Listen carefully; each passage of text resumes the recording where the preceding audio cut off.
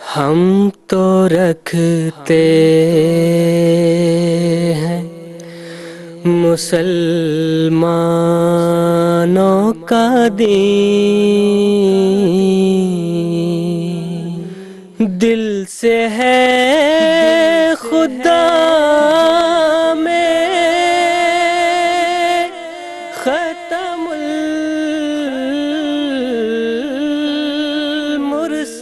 المرسلین، دل سے ہے خدا میں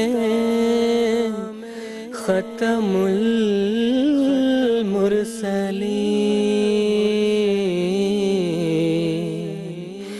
ختم المرسلین۔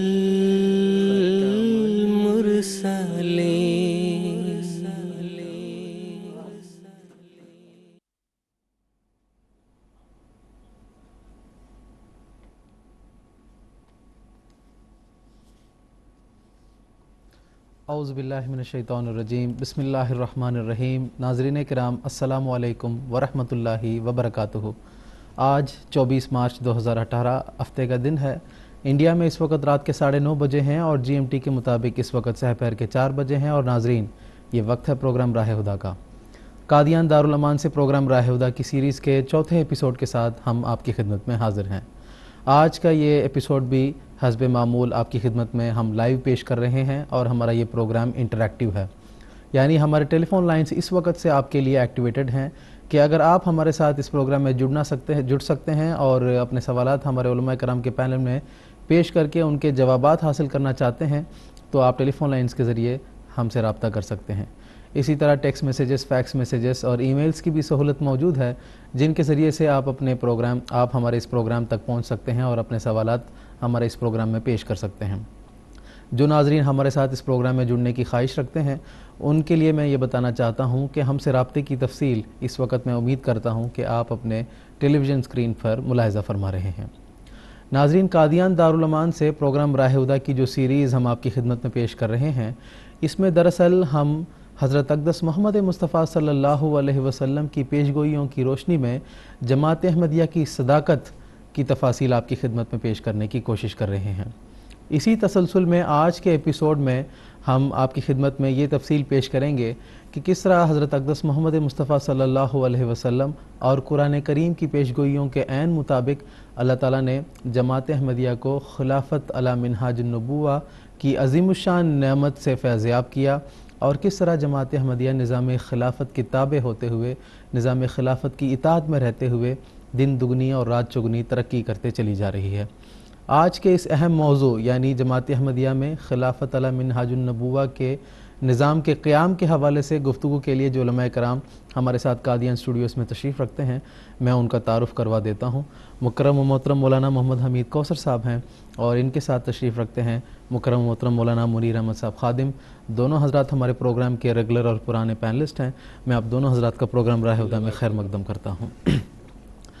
ناظرین کرام، 23 مارچ سن 1889 وہ عظیم الشان تاریخ ساز دن ہے جس روز اللہ تعالیٰ نے احیاء اسلام کی عظیم الشان تحریک کی بنیاد رکھی، اور یہ تحریک جماعت احمدیہ منصہ شہود پر ابھری۔ معمر الزمانہ حضرت اقدس مرزا غلام احمد صاحب قادیانی علیہ السلام نے اللہ تعالیٰ کے اذن سے جماعت احمدیہ کی بنیاد رکھی، اور سلسلہ عالیہ احمدیہ میں داخل ہونے والوں کی بیعت آپ نے اللہ تعالیٰ کے اذن سے لی ہے۔ ناظرین، جماعت احمدیہ نے دنیا کو نہ صرف حقیقی اسلام سے آگاہ کیا، بلکہ وہ عظیم الشان روحانی نظام قیادت بھی عطا کیا جس کو اسلامی اصطلاح میں خلافت کہا جاتا ہے۔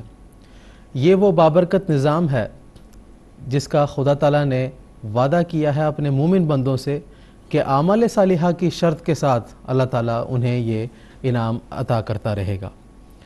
اللہ تعالیٰ نے احیاء اسلام کی خاطر اس زمانے میں بانی سلسلہ عالیہ احمدیہ حضرت اقدس مرزا غلام احمد صاحب قادیانی علیہ السلام کو امام مہدی کے طور پر مبعوث فرمایا، اور آپ کو امتی نبوت کے عظیم الشان مقام پر فائز فرمایا، اور آپ علیہ السلام کے بعد اپنے وعدہ کے مطابق یعنی ما کانت النبوۃ قط الا تبعتها خلافہ، اللہ تعالیٰ نے حضرت اقدس مرزا غلام احمد صاحب قادیانی علیہ السلام کے بعد جماعت احمدیہ میں خلافت علی منہاج النبوہ کا عظیم الشان نظام قائم فرمایا ہے۔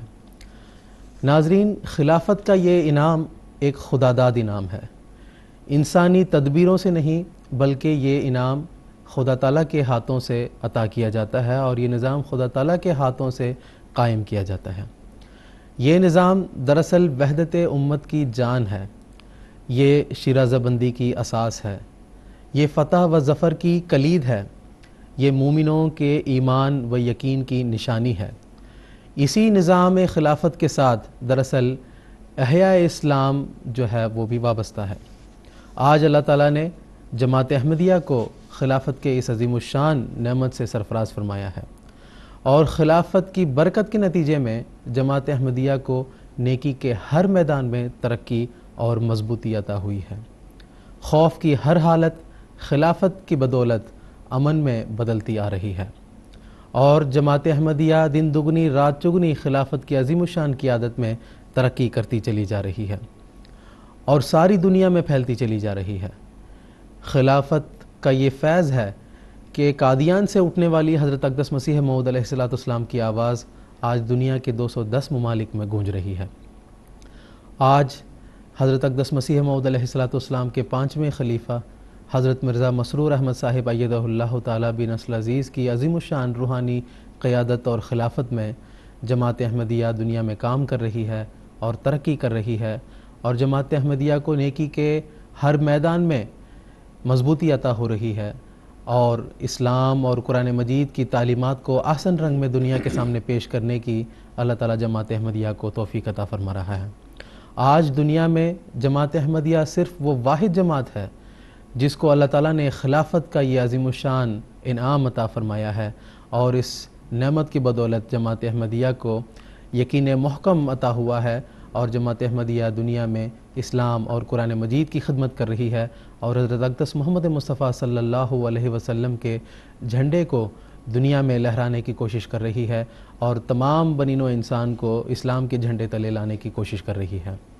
تو ناظرین، جیسا کہ میں نے ابتدا میں بتایا، آج ہم اس بات کے حوالے سے بات کریں گے کہ اللہ تعالیٰ نے جماعت احمدیہ کو خلافت کی عظیم الشان نعمت عطا فرمائی ہے، اور یہ اس بات کی دلیل ہے کہ قرآن مجید کی آیت سورۃ النور جو آیت استخلاف کے نام سے معروف و مشہور ہے، اس آیت کی روشنی میں اس بات کی دلیل ہے کہ جماعت احمدیہ ایمان اور اعمال صالحہ میں ایک مثالی نمونہ پیش کر رہی ہے، جس کے نتیجے میں اللہ تعالیٰ نے خلافت کے فیوز و برکات سے اس جماعت کو نوازا ہوا ہے۔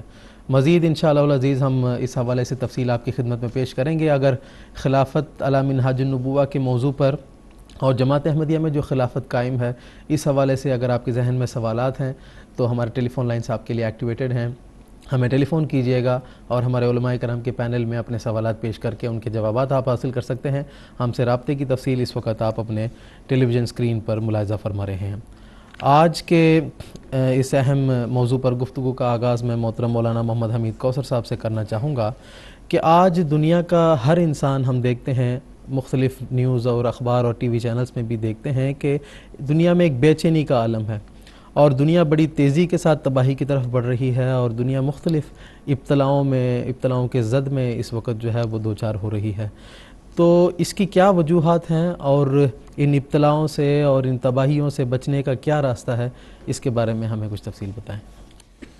ناظرین کرام، اللہ تعالیٰ نے قرآن مجید میں یہ واضح طور پہ فرمایا وَمَا خَلَقْتُ الْجِنَّ وَالْإِنسَ إِلَّا لِيَعْبُدُونِ، کہ ہم نے انسان کو، جن و انس کو اس لیے پیدا کیا ہے لِيَعْبُدُونَ، تاکہ وہ اللہ تعالیٰ کی عبادت کریں۔ پھر اللہ تعالیٰ نے یہ بھی بتایا کہ جب ہم نے انسان کو اس غرض کے لیے پیدا کیا ہے تو ہم نے یہ بھی اس کو بتا دیا فَأَلْهَمَهَا فُجُورَهَا وَتَقْوَاهَا، ہم نے اس کی فطرت میں، اس کی روح میں، اس کے نفس میں، اس کے وجدان میں یہ ودیت کر دیا ہے کہ فجور کہاں ہیں، گناہ، فسق و فجور اور پاپ کہاں ہیں، اور اس سے بچنے کا طریقہ کیا ہے۔ یہ دونوں باتیں ہم نے اس کو اچھی طرح سے سمجھا دی ہیں۔ اب سوال یہ ہے کہ انسان بے چین کیوں ہوتا ہے، یہ بے چینی کیوں ہے، یہ پریشانی کیوں ہے؟ بات یہ ہے کہ جب ایک انسان کوئی گناہ کرتا ہے تو اس کا ضمیر اس کو جھنجھوڑ رہا ہوتا ہے، اس کی روح اس کو جھنجھوڑ رہی ہوتی ہے، اس کا نفس اس کو جھنجھوڑ رہا ہوتا ہے۔ مثال کے طور پہ جیسے ایک آدمی چوری کرتا ہے یا کوئی اور گناہ کرتا ہے، وہ پولیس کے ڈر سے اگر پولیس نہ بھی پکڑے تو وہ اتنا خوف زدہ ہوتا ہے کہ ہر جگہ وہ ڈرا ڈرا پھر رہا ہوتا ہے۔ یہ تو ایک بات ہوئی، چلیں ایک مثبت پہلو لیتے ہیں۔ انسان جو ہر انسان ہے، انسان عبادت کے لیے پیدا ہوا ہے اور یہ اس کی بنیادی غرض ہے۔ جب ایک انسان اپنی اس بنیادی غرض کو پورا نہیں کر رہا ہوتا، اپنی ڈیوٹی نہیں پوری دے رہا ہوتا، تب بھی اس کا نفس اسے ڈرا رہا ہوتا ہے۔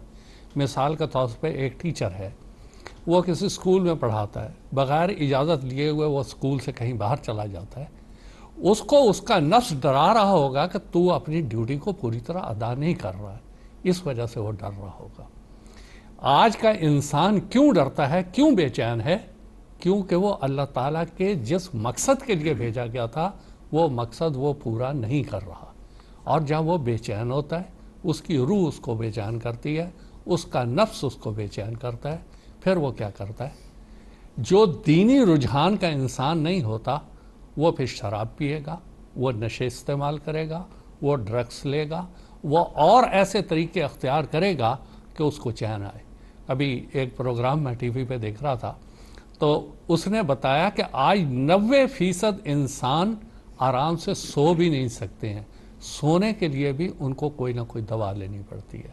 تو یہ آج کی بے چینی کا سب سے بڑا سبب یہ ہے کہ ایک انسان اس غرض کو پورا نہیں کر رہا جس غرض اور مقصد کے لیے اللہ تعالیٰ نے اس کو یہاں بھیجا تھا۔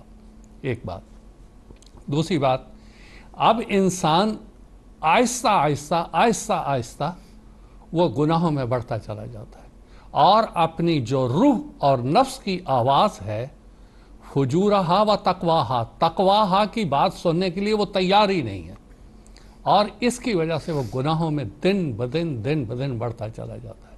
اب نوبت یہاں تک آ گئی کہ جب یہ گناہ زیادہ بڑھ جاتے ہیں تو اللہ تعالیٰ ایک مامور کو بھیجتا ہے، اور ہمارے عقیدے کے مطابق عصر حاضر میں اللہ تعالیٰ نے حضرت مرزا غلام احمد علیہ السلام کو مہدی موعود، مسیح موعود، مسیل کرشن اور موعود اقوام عالم بنا کے بھیجا۔ آپ نے دنیا کو ایک پیغام دیا، دنیا کو سمجھایا، مگر اس سے ساتھ ساتھ تکذیب، آپ کو جھٹلانے کا جو طریقہ تھا وہ بھی بڑھتا چلا گیا۔ آپ ایک محدود عمر لے کے آئے تھے، وہ ختم ہو گئی، 26 مئی 1908 کو آپ کی وفات ہو گئی۔ اس کے بعد خلافت کا سلسلہ شروع ہوا، اور انسان کو تنبیہ کرنے کا اور اس کو خبردار کرنے کا یہ سلسلہ جاری ہے۔ مگر موجودہ زمانے کی سب سے بڑی مصیبت اور خرابی یہ ہے، جس کا ذکر اللہ تعالیٰ نے قرآن مجید سورہ کہف میں فرمایا، اور رسول کریم صلی اللہ علیہ وسلم نے سورہ کہف کی آیات کو پڑھنے کا حکم دیا۔ اس میں وہ کیا اللہ تعالیٰ فرماتا ہے؟ اِنَّ یاجوج و ماجوج مفسدون فی الارض، کہ یہ یاجوج اور ماجوج دنیا میں بہت بڑا فساد کرنے والے ہیں۔ مفسدون، جتنے گناہ، جتنی خرابیاں یاجوج ماجوج نے آج دنیا میں پھیلائی ہیں، ماضی میں کبھی یہ چیزیں نہیں پھیلائی گئیں، اور اتنا انہوں نے آگے بڑھا دیا ان سارے معاملات کو، یہ یاجوج ماجوج، کہ ہر جگہ ان کا فساد، گناہوں میں انہوں نے آگے بڑھ گئے یہ سب سے زیادہ۔ اللہ تعالیٰ پہ جو ایک عقیدہ تھا اس کو انہوں نے ختم کر دیا۔ مثال کے طور پہ ایک انہی یاجوج ماجوج کے ایک حصے نے کہا کہ اللہ ہے ہی نہیں، وہ الہاد کی طرف چلے گئے، جیسے روس ہے اور اس کے اتحادی ہیں۔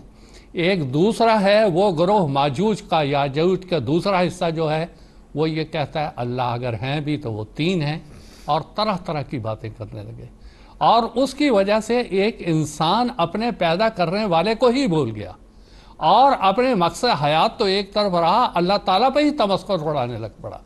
اس وقت اللہ تعالیٰ نے ان کو یہ ایک بات کہی، اور پھر یہ یاجوج ماجوج کے کھل جانے کا ذکر یہ سارے کے سارے مسلمان علماء بھی کرتے ہیں۔ علامہ اقبال کہتا ہے کھل گئے یاجوج و ماجوج کے لشکر تمام، چشم مسلم دیکھ لے تفسیر حرف ینسلون، کہ یہ دیکھ لو یاجوج ماجوج کیسے دنیا میں پھر رہے ہیں۔ اب سوال یہ ہے کہ یاجوج ماجوج کے فساد کے وقت قرآن مجید نے ایک بات اور سکھائی، وہ یہ کہ جس قوم نے یاجوج ماجوج کو دیکھا وہاں پر اللہ تعالیٰ یہ ذکر کرتا ہے کہ انہوں نے ذوالقرنین سے یہ فریاد کی تھی، اے ذوالقرنین ہمیں یاجوج ماجوج کے فتنوں سے بچانے کے لیے ہمارے لیے کوئی تو ایک روک بنا دے، سد بنا دے۔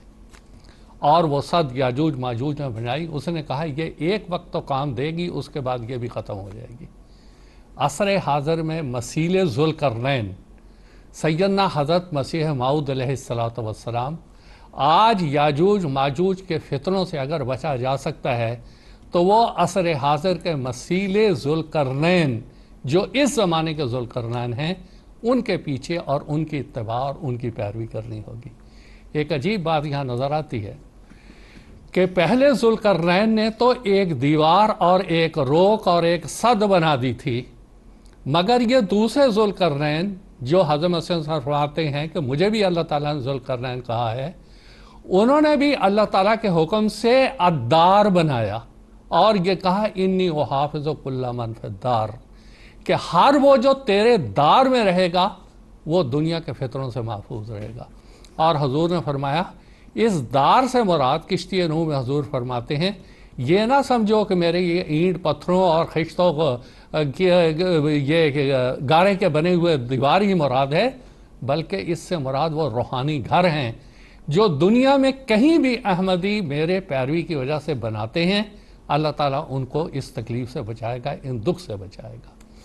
یہ وہ روحانی گھر ہے جو آج بنائے گا، اور اس کے لیے اللہ تعالیٰ نے پھر یہ بھی فرمایا کہ دیکھو یہ جو دو بڑی طاقتوں کے فتنے ہیں نا، آپ نے جو کہا کہ ایک عالمی تباہی کی طرف جا رہا ہے، اس کا ذکر اللہ تعالیٰ نے قرآن مجید میں خود فرمایا۔ اللہ تعالیٰ فرماتا ہے سَنَفْرُغُ لَكُمْ أَيُّهَا الثَّقَلَانِ، کہ اے دونوں بڑی بڑی طاقتوں، اور حضور فرماتے ہیں اس سے مراد روس اور امریکہ اور ان کے حلفاء، ہم تمہارے لیے فارغ ہو رہے ہیں۔ فارغ ہونے کا مراد یہ ہے کہ تم کو مہلت دی جا رہی ہے، شاید ابھی توبہ کر لو، ابھی توبہ کر لو، ابھی توبہ کر لو، ابھی تم اس طرف آ جاؤ۔ لیکن اللہ تعالیٰ حضرت مسیح علیہ السلام اس بارے میں فرماتے ہیں کہ دیکھو توبہ کرو، خدا غضب میں دھیما ہے۔ اب لفظ دھیما اور فارغ ہونا یہ مترادف مضمون بیان کر رہے ہیں یہاں پہ کہ یاجوج ماجوج کے فساد سے بچنے کے لیے ان لوگوں کو حضرت مسیح موعود علیہ السلام عصر حاضر کے ذوالقرنین کے پیچھے آنا پڑے گا اور توبہ کرنی پڑے گی، تبھی یہ لوگ بچائے جائیں گے۔ اب رہا جہاں تک جماعت کے افراد کا تعلق ہے، حضرت مسیح موعود علیہ السلام نے ان نصیحت کرتے ہوئے فرمایا آگ ہے پر آگ سے وہ سب بچائے جائیں گے جو رکھتے ہیں خدائے ذوالعجائب سے پیار، جو اللہ تعالیٰ سے پیار رکھتے ہیں، جو خدا تعالیٰ سے پیار رکھتے ہیں، وہ اس مصیبت سے بچائے جائیں گے، ان آفات سے بچائے جائیں گے۔ تو خلاصۃ الکلام جو آپ نے بات شروع کی اور سوال کیا کہ دنیا کا بے چینی کا واحد حل یہ ہے الا بذکر اللہ تطمئن القلوب، کہ یہ اللہ تعالیٰ کے ذکر کی طرف آئیں، معمور زمانہ کی آواز کو سنیں، جو وہ کہہ رہے ہیں ان کے پیچھے چلیں، جو عصر حاضر میں خلیفۃ المسیح ایضا تعالیٰ بن عزیز فرما رہے ہیں اس کی طرف چلیں۔ لیکن یہ لوگ جو ہیں کبریا اور تکبر میں اتنا آگے بڑھے ہوئے ہیں کہ یہ باتیں سننے کے لیے تیار نہیں ہوتے۔ قرآن مجید نے مثالیں دے دے کے بتایا کہ دیکھو اس سے پہلے بھی قومیں گزری ہیں، نوح کا زمانہ تمہاری آنکھوں کے سامنے ہے، کس طرح اللہ تعالیٰ نے اس کو غرق کیا۔ پھر یہ لوط علیہ السلام کا زمانہ تمہارے سامنے ہے، امورا اور صدوم کے حالات تمہارے سامنے ہیں، کس طرح اللہ تعالیٰ نے ان کو ایک جھٹکے میں ختم کر دیا۔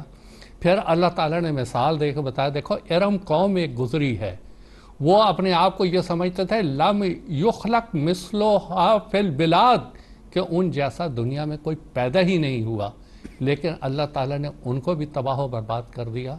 ایسے ایسے فرعون من فتح جیسے بھی اس دنیا میں گزرے ہیں جو یہ کہتے تھے کہ میرے لیے محل بناؤ، میرے لیے بہت اونچا محل بناؤ تاکہ وہاں چڑھ کے میں موسیٰ کے خدا کو دیکھوں۔ ان کو تو محل پہ خدا نہیں ملا، لیکن ملا تو صرف پانی کے ایک گوتے میں۔ جب وہ ڈوبنے لگے تو وہاں وہ کہتا ہے کہ میں بنی اسرائیل کے اس خدا پہ ایمان لاتا ہوں جس پہ وہ ایمان لائے ہیں۔ تو یہ ایک انتظار اور مہلت کا عرصہ ہے جس میں سے دنیا گزر رہی ہے۔ ان کو یہ سوچنا چاہیے کل کو انجام وہی ہوگا جو پہلے انبیاء کے زمانہ میں تکذیب کرنے والوں، گناہوں میں بڑھنے والوں کا ہوا، اور اس کی طرف یہ دنیا بڑھ رہی ہے قبل اس کے کہ وہ دن آئیں۔ اور جیسے حضرت مسلم صاحب فرماتے ہیں، توبہ کرو، خدا غضب میں دھیما ہے، اس دھیما پن سے فائدہ اٹھائیں، ورنہ وہ دن جب آئیں گے تو پھر ایک انسان کو سنبھلنا مشکل ہو جائے گا، نہ صرف اس دنیا میں، مرنے کے بعد پھر وہ سلسلہ آگے جاری رہے گا۔ جزاکم اللہ تعالیٰ احسن جزا۔ اور آج جماعت احمدیہ بھی خاص طور پر اسی حوالے سے کام کر رہی ہے، حضرت امیر المومنین ایدہ اللہ تعالیٰ بن نصر العزیز کے ارشاد کی تعمیل میں، کہ دنیا کو امن کی طرف بلا رہی ہے، اور دنیا کو اس طرف بلا رہی ہے کہ دنیا اپنے خالق حقیقی، اپنے خدا تعالیٰ کو پہچانے، جس کے نتیجے میں وہ اپنے آپ میں بھی امن میں رہ سکیں اور دوسروں کو بھی امن پہنچا سکیں۔ تو آج جماعت احمدیہ اللہ تعالیٰ کے فضل سے اور خلیفۃ المسیح کی رہنمائی میں دنیا بھر میں اس حوالے سے نمایاں کوششیں کرنے کی اللہ تعالیٰ نے جماعت احمدیہ کو توفیق عطا کی ہوئی ہے۔ اس وقت ہم کچھ ٹیلی فون کالرز کو بھی اپنے ساتھ اس پروگرام میں شامل کریں گے اور ان کے سوالات بھی سنیں گے، اور انشاءاللہ ہمارے اس پروگرام کے دوران ہی ان کے سوالات کے جوابات بھی ہم ان کی خدمت میں پیش کرنے کی کوشش کریں گے۔ سب سے پہلے ہم بات کرتے ہیں پاکستان سے، ایک ٹیلی فون کالر اس وقت ہمارے ساتھ جڑے ہوئے ہیں، مکرم رفیع رضا قریشی صاحب۔ ان کا سوال سنتے ہیں۔ السلام علیکم ورحمۃ اللہ رفیع رضا صاحب۔ وعلیکم السلام ورحمۃ اللہ۔ میں آپ کے چینل سے امام کی خدمت میں رحمۃ اللہ دعا کی درخواست کرتا ہوں۔ اس طرح تمام دنیا کے عالم اسلام کے جھنڈے چلے، احمدیت کے وہ پروانے، اور پیارے امام کو 23 مارچ 1889 کی بھی دلی کا مبارکباد پیش کرتے ہوں۔ اللہ تعالیٰ تمام دنیا کے احمدیوں کو یہ دن، تاریخی دن مبارک کرے۔ میرا سوال یہ ہے کہ قرآن کریم میں ایک جگہ آیا ہے قلوب الشتیٰ۔ دارالندوہ کی پارلیمنٹ میں تاریخ سے یہ پتہ چلتا ہے کہ 7 ستمبر کو فیصلہ رسول اکرم صلی اللہ علیہ وسلم کے لیے بھی کیا گیا تھا، اور قرآن کریم یہ بتایا کہ ان کے دل پھٹے ہوئے ہیں۔ ہمارے خلاف بھی ایک فیصلہ 7 ستمبر سن 74 کو کیا گیا، اور وہاں بھی سارے ہمارے خلاف تھے، مگر آپس میں نمازیں انہوں نے الگ الگ پڑھی۔ تو میرا سوال صرف اس میں ایک یہ ہے کہ کیا یہ تاریخ کے بعد حقیقت سے پتہ چلتی ہے کہ یہ فیصلہ جو آپ صلی اللہ علیہ وسلم کے خلاف ہوا وہ بھی 7 ستمبر تھا؟ اور دوسرا سوال میرا یہ ہے کہ مجھے ایک غیرت دوست کہتے ہیں کہ آپ کہتے ہیں امام مہدی آ گیا ہے، تو امام مہدی آنے کے بعد حکم العدل قائم کرے گا، کیا حکم العدل قائم ہو گیا ہے آپ کے کہنے کے مطابق کہ آپ جس امام مہدی کو مانتے ہیں؟ یہ میرا سوال ہے، اس کے بارے میں روشنی دیجیے۔ جزاک اللہ خیر۔ جزاک اللہ، شکریہ۔ محترم مولانا منیر احمد صاحب خادم سے درخواست ہے۔ پہلی بات جو انہوں نے بیان فرمائی ہے قلوبہم شتیٰ والی، کہ 7 ستمبر کو ایک فیصلہ کیا تھا، اور پھر فیصلہ تو مل کے کیا لیکن نمازیں سب نے الگ الگ پڑھی، تو وہ تو ظاہر ہے اللہ تعالیٰ نے خود قرآن مجید میں فرمایا کہ تحسبہم جمیعاً وقلوبہم شتیٰ، تم یہ سمجھتے ہو کہ سب اکٹھے ہیں، وہ تو پھٹے ہوئے ہیں۔ اور خلافت کے بغیر کیسے جڑ سکتے ہیں؟ خدا کی طرف سے آنے والے کسی مامور کے بغیر کیسے جڑ سکتے ہیں؟ دوسری بات یہ ہے کہ جو انہوں نے فرمایا کہ 7 ستمبر کے دن تاریخ سے معلوم ہوتا ہے کہ نبی کریم صلی اللہ علیہ وسلم کے متعلق بھی وہاں پر فیصلہ کفار مکہ نے کیا، اور وہی تاریخ یہاں پہ بھی ہے۔ تو محترم مولانا دوست محمد صاحب شاہد رحمہ اللہ تعالیٰ نے ایک کتاب لکھی ہے، اور انہوں نے کافی تحقیق کی، تو انہوں نے یہ ثابت کیا ہے کہ تاریخیں ملتی ہیں آپس میں۔ تو یہ اللہ کے کام ہے، اللہ ہی بہتر جانتا ہے، اور اس سے بھی ایک بہت بڑا سبق ہے اور صداقت کی ایک عظیم نشانی ہے۔ اور مزید آپ یہ فرما رہے ہیں رفیع رضا صاحب کہ اگلا سوال ان کا ہاں کہ حکم و عدل تو آ گیا، لیکن ابھی تک جو ہے وہ حکم و عدل کا نفاذ تو پوری دنیا میں ہوا نہیں ہے۔ تو اس بات کے لیے یاد رکھنا چاہیے کہ قرآن مجید کی جو بنیادی تعلیم ہے وہ ہے لا اکراہ فی الدین، دین کے معاملے میں کوئی جبر نہیں ہے۔ نبی کریم صلی اللہ علیہ وسلم نے بھی دین کے معاملے میں جبر نہیں کیا، اور آج بھی آپ دیکھ لیں کہ حضور صلی اللہ علیہ وسلم تو حکم و عدل کے بادشاہ ہیں، لیکن جن لوگوں نے اپنے گھروں میں گھروں کی جو کھڑکیاں ہیں وہ سورج کی روشنی کے لیے کھولی ہیں، وہی تو اسلام کے پیغام کے حقدار ہوئے، اسلام کے پیغام سے فیض یاب ہوئے۔ ورنہ آج بھی ایک بھاری تعداد دنیا کی ایسی ہے جو مسلمان نہیں ہیں۔ تو اسی طریقے سے حضرت اقدس مسیح موعود علیہ الصلوۃ والسلام تو آ گئے ہیں، اور یہ بات بالکل درست ہے اور سچ ہے کہ آن حضرت صلی اللہ علیہ وسلم نے آپ کے متعلق فرمایا کہ وہ حکم ہوگا، عدل ہوگا، منصف ہوگا، بادشاہ ہوگا۔ لیکن یہ بادشاہی اور یہ جو انصاف ہے یہ انہی لوگوں کے لیے جو اس دائرے میں آتے ہیں، جو آپ کو قبول کرتے ہیں، جو اپنی کھڑکیوں کو اس روشنی کے حاصل کرنے کے لیے جو ہے وہ سامنے رکھتے ہیں۔ ورنہ بات یہ ہے کہ جنہوں نے قبول نہیں کیا، روشنی کو حاصل نہیں کیا، وہ کس طریقے سے فائدہ حاصل کر سکتے ہیں؟ ایک تو یہ بات ہے جو کہ ایک لحاظ سے لا اکراہ فی الدین کے تحت جو قرآن مجید کا ہے فرمان اس کے تحت آتی ہے، لیکن بعض اشارے اللہ تعالیٰ ساتھ ساتھ کرتا بھی جاتا ہے، جس سے یہ بتاتا ہے کہ دیکھو یہ حکم اور عدل کو میں ظاہر کر چکا، اب اگر نہیں مانو گے تو پھر تم نقصان اٹھاؤ گے۔ اب آپ دیکھ لیں، جس وقت حضرت اقدس مسیح موعود علیہ الصلوۃ والسلام آئے تھے اور جو مسلمانوں کی قلوبہم شتیٰ والی حالت تھی، جو ان کا زوال تھا، کیا 100 سال کے بعد وہ زوال گھٹا ہے یا بڑھ گیا ہے؟ اور 100 سال کے بعد جو ان کی پریشانیاں تھیں وہ دور ہو گئی ہیں یا اور بڑھ گئی ہیں؟ 100 سال کے بعد دنیا کے دوسرے لوگوں نے ان کی طرف ویسے دیکھنا نہیں شروع کر دیا جیسے کوئی اپنے جو مفت کے شکار کی طرف دیکھنا چاہتا ہے؟ کیا دنیا میں جو آج کل کے حالات ہو رہے ہیں ان سے ہم نظریں اپنی بند کر سکتے ہیں؟ تو بار بار اللہ تعالیٰ ان مسلمانوں کو خاص طور پر جن کے لیے اللہ تعالیٰ نے حکم اور عدل بنا کر بھیجا تھا، اور جیسا کہ بھی مولوی صاحب نے پہلے سوال کے جواب میں فرمایا کہ حکم اور عدل کے حوالے سے یہ بھی بات ایک واضح طور پر ہے کہ پوری دنیا میں بھی حکم اور عدل اب ڈنکا بجا رہا ہے کہ اگر تم لوگوں نے اس بات کی طرف تم نہ آئے اور خدا کی طرف کان نہ دھرا، اور جو روشنی خدا نے دنیا میں پھیلا دی ہے نہیں تم لوگوں نے اس کو مانا، تو طرح طرح کی بیماریاں، طرح طرح کی آزاریاں، طرح طرح کے جو خدا تعالیٰ کی طرف سے عذاب، اور ان عذابوں کے اندر قدرتی آفات بھی شامل ہیں، غیر قدرتی آفات بھی شامل ہیں، انسان کے ہاتھوں مرنے کا آفت بھی شامل ہے۔ تو یہ دن بدن بڑھتے چلے جا رہے ہیں۔ کوئی بھی انصاف پسند یہ نہیں کہہ سکتا کہ آج سے 10 سال پہلے جو دنیا کی حالت تھی وہ اقتصادی لحاظ سے یا معاشی لحاظ سے یا معاشرتی لحاظ سے یا سیاسی لحاظ سے یا مذہبی لحاظ سے وہ پہلے کی نسبت ترقی کر گئی ہے، تنزل کی طرف جا رہی ہے، اور تنزل کی طرف نہ صرف جا رہی ہے بلکہ خدا کے عذاب کے اندر اس طریقے سے لوگ بھیڑوں بکریوں کی طرح جو ہے وہ اس میں شکار ہوتے چلے جا رہے ہیں، پڑھتے چلے جا رہے ہیں کہ پھر بھی ان مدہوش ان کو پتہ نہیں لگ رہا۔ اب خدا نے یہ ایک فریضہ جو اس وقت خلافت کا نظام قائم فرمایا ہے، خلیفہ وقت کے ذریعہ اللہ تعالیٰ نے یہ بتانا شروع کیا ہے۔ پہلے مسیح السلام آئے، اب ان کی خلافت شروع ہو گئی، اب 5ویں خلافت ہے۔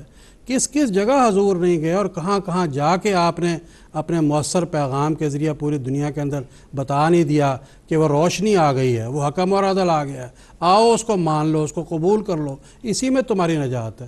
لیکن اگر تم لوگ پیچھے رہے، نہ باز آئے، تو پھر وہ جو بدقسمتی کے دن وہ تو دیکھنے کا ہے۔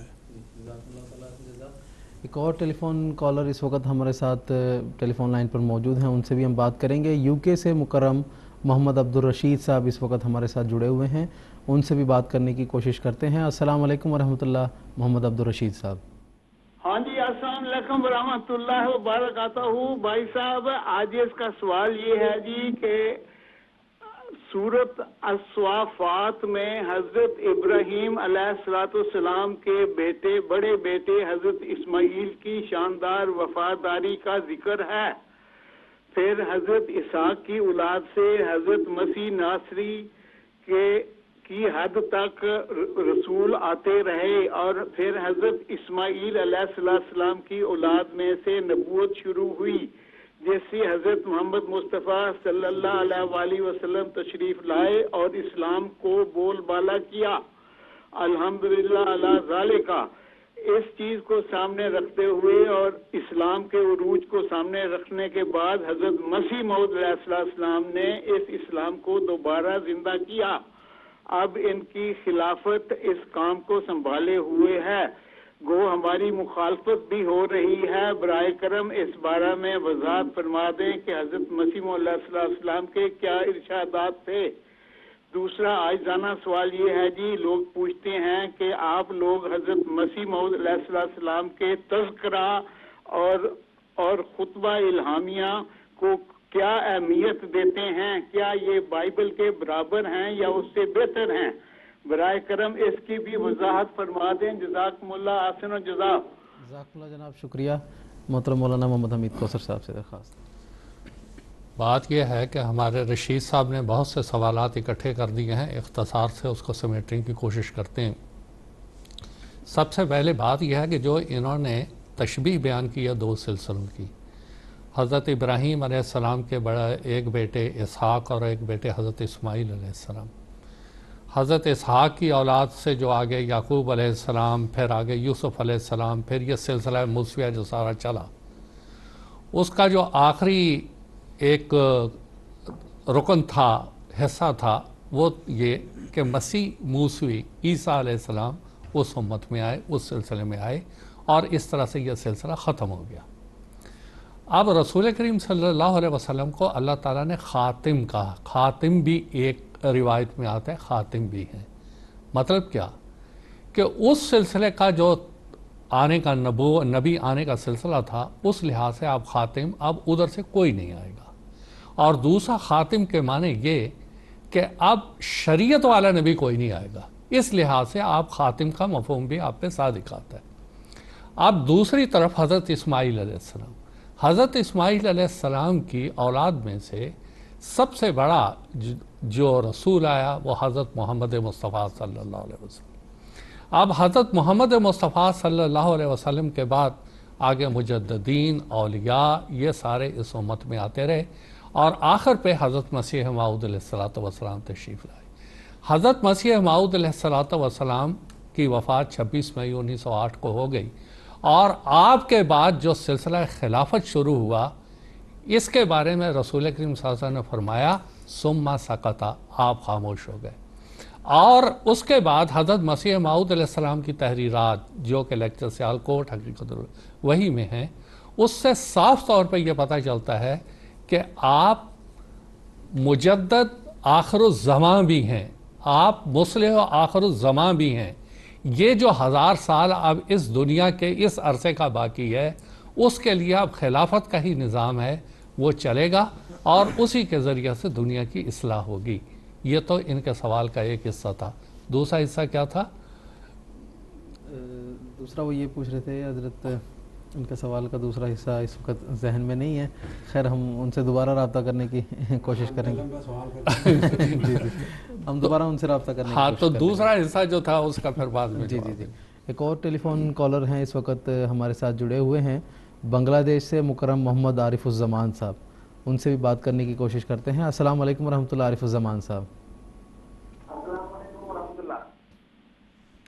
یہ حدیث کا سوال ہے تاریخی احمدیت کے اوپر.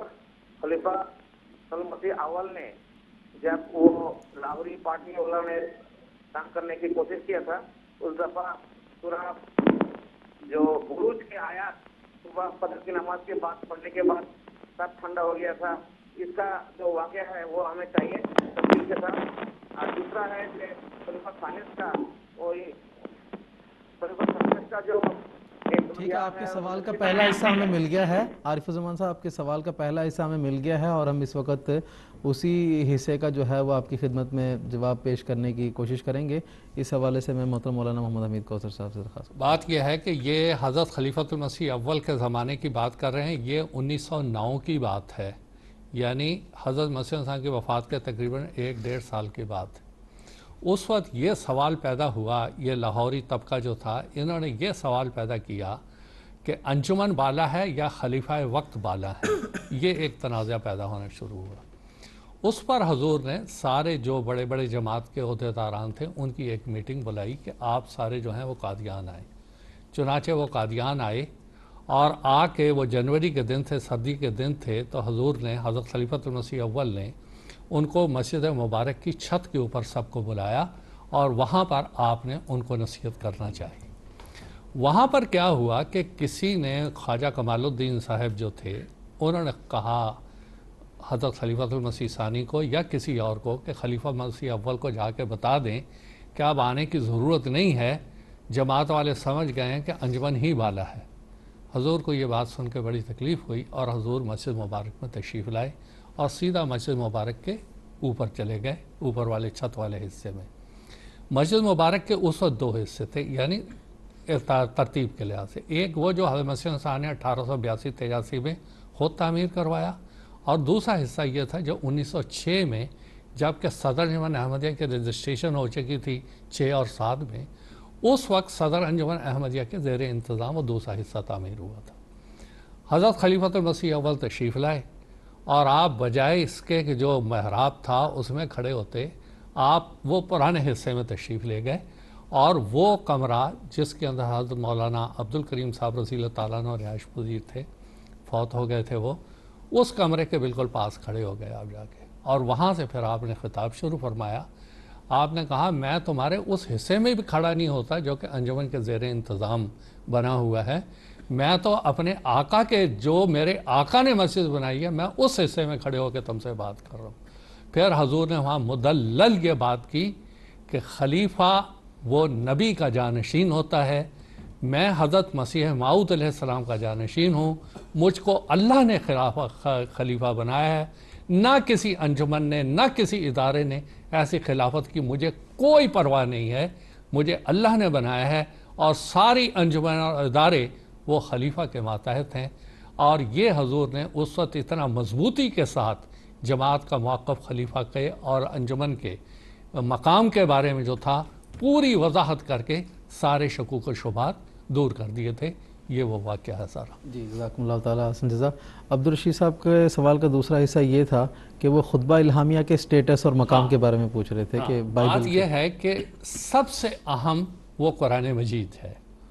خطبہ الہامیہ یہ حضرت مسیح موعود علیہ السلام کو اللہ تعالیٰ نے الہاماً دینے کا ارشاد فرمایا تھا, لیکن ہم اس کو وہ مقام نہیں دیتے جو غیر احمدی یہ کہتے ہیں کہ نعوذ باللہ یہ قرآن مجید کے متوازی ایک کتاب یہ بتاتے ہیں. یہ بالکل غلط بات ہے. دوسرا یہ ہے کہ تذکرہ حضرت مسیح موعود علیہ السلام کے الہامات کا مجموعہ ہے. جو اللہ تعالیٰ نے آپ کو باتیں کہیں وہ اس میں ہیں. اس کو بھی ہم وہ مقام نہیں دیتے ہیں جو کہ قرآن مجید کا ہے. یہ حضرت مسیح موعود علیہ السلام کے الہامات ہیں. اب رہا سوال کہ یہ جو مقارنہ یا موازنہ انجیل وغیرہ سے کرتے ہیں, انجیل ایک بالکل علیحدہ چیز ہے. انجیل تو حضرت عیسیٰ علیہ السلام کی ایک سیرت ہے جو متی, مرکش, لوقا, یوحنا 4 ان کے بلکہ حواری بھی نہیں تھے, انہوں نے یہ ساری لکھی تھی, اور پھر وہ مختلف مراحل سے نکلتی ہوئی تغیر و تبدل اور کئی مراحل سے وہ گزری. تذکرہ وہ سارے الہامات ہیں جو حضرت مسیح عیسیٰ نے خود تصنیف فرمائے, آپ کی کتابوں میں وہ موجود ہیں, اور اس کے بعد اس کو کتابی شکل میں شائع کیا گیا.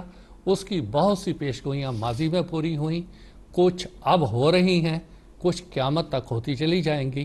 تو یہ اللہ کا کلام ہے, لیکن وہ نہیں جو غیر احمدی غلط فہمی پیدا کرتے ہیں کہ نعوذ باللہ انہوں نے کوئی دوسرا قرآن بنایا ہوا ہے, جیسا کہ یہاں افواہیں پھیلاتے ہیں. یہ بالکل غلط ہے. ہماری کتاب قرآن ہے, قرآن کے گرد گھوموں, کعبہ میرا یہی ہے. حضرت مسیح عیسیٰ کا فرمان ہے قرآن سب سے اعلیٰ اور بالا ہے. یہ حضرت مسیح عیسیٰ کے الہامات کا مجموعہ ہے. جی جزاکم اللہ تعالیٰ حسن جزا. ایک اور ٹیلی فون کالر ہیں اس وقت ہمارے ساتھ, کینیڈا سے اس وقت ہمارے ساتھ کنیکٹ ہوئے ہیں, مکرم ڈاکٹر خالد صاحب. ان کو بھی اپنے ساتھ اس پروگرام میں شامل کرتے ہیں اور ان کا سوال سنتے ہیں. السلام علیکم ورحمۃ اللہ ڈاکٹر خالد صاحب. وعلیکم السلام ورحمۃ اللہ وبرکاتہ. میرا ایک چھوٹا سا سوال ہے, خلافت الی منہاج نبوت کا لفظی یا آسان زبان میں کیا مطلب ہے؟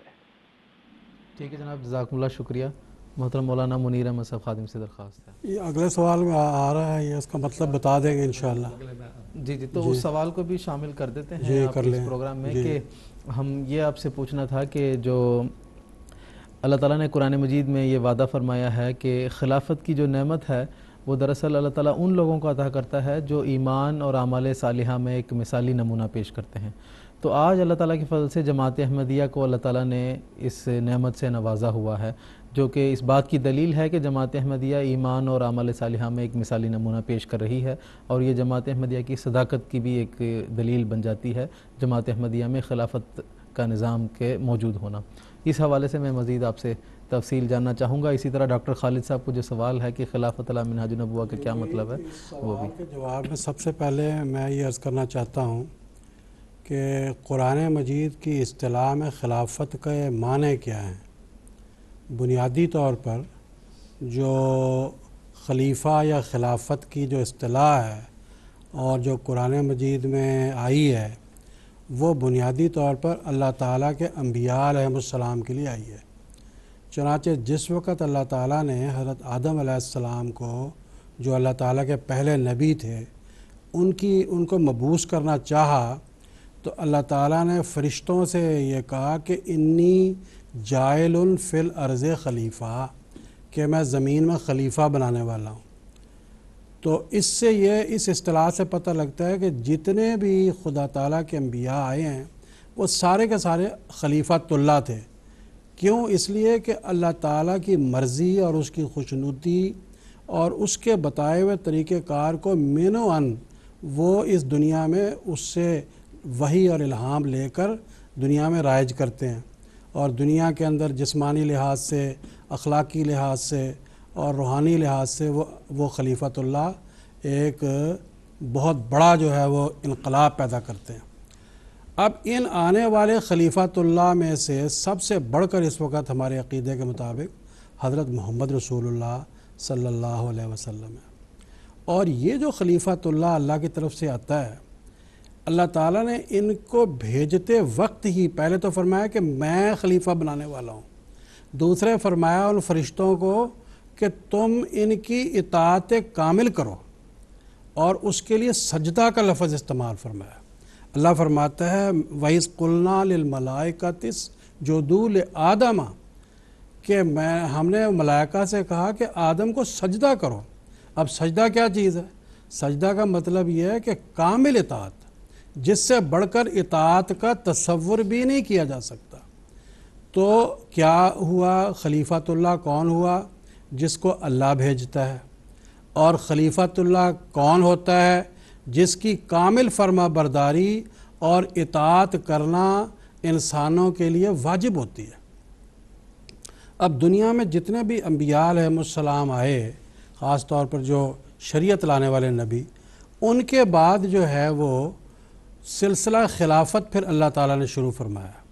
اور حضرت صلی اللہ علیہ وسلم نے اس کے بارے میں فرمایا کہ ما کانت النبوۃ قط الا طبیعت خلافت، کہ دنیا میں النبوہ کبھی نہیں گزری مگر یہ ہے کہ اس کے پیچھے پھر خلافت آتی ہے. یہ وہ خلافت ہے جس کے بارے میں جو ابھی سوال کر رہے تھے ہمارے دوست کہ خلافت علی منہاج نبوت کیا ہوتی ہے. تو خلافت علی منہاج نبوت کا مطلب یہ ہوتا ہے کہ وہ خلافت جو نبوت کے رنگ میں رنگین ہوتی ہے، نبوت کے عین مطابق ہوتی ہے، نبوت کے منہاج پر ہوتی ہے. خلافت علی منہاج نبوت کا مطلب ہے. تو اس سے کیا ثابت ہوا کہ نمبر 1 اس خلیفہ کو بھی خدا بناتا ہے، نمبر 2 اور اس کی اطاعت بھی بالکل ویسے ہی واجب ہے جیسے کہ انبیاء علیہ السلام کی اطاعت واجب ہے، جس کے لیے اللہ تعالیٰ نے اسجدوا کا لفظ جو ہے وہ استعمال فرمایا. تو خلیفہ یا خلافت علی منہاج نبوت جو ہے یہ ایسی خلافت ہوئی جو اللہ تعالیٰ کی طرف سے آتی ہے اور واجب الاطاعت ہوتی ہے. اور اس کے بارے میں جیسے نبی آتا ہے تو پھر دنیا میں اندھیرا اور تاریکی پھیلی ہوتی ہے، گھٹا ٹوپ ظلمت ہوتی ہے. نبی آ کے پھر اپنی جو ہے وہ اللہ کے بتائے ہوئے طریقے کے مطابق اپنے گرد ایک ایسی جماعت اکٹھی کر لیتا ہے کہ وہ جماعت اللہ تعالیٰ کے فضل و کرم سے الہی نور اپنے اندر سمیٹے ہوئی ہوتی ہے. پھر وہ جب نبی فوت ہوتا ہے تو وہ جماعت مل کے اپنے میں سے ایک شخص کو جو ہے وہ خلیفہ بناتی ہے، اور اس کا نام ہے خلیفہ علی منہاج نبوت۔ چنانچہ آن حضرت صلی اللہ علیہ وسلم کے بعد بھی جو خلفائے راشدین کا سلسلہ تھا اس حد تک ہم کہتے ہیں وہ خلافت علی منہاج نبوت تھی، اور حضرت اقدس مسیح موعود علیہ الصلوۃ والسلام کے بعد بھی یہ خلافت علی منہاج نبوت کا سلسلہ شروع ہوا، اور اب 5ویں خلافت ہے۔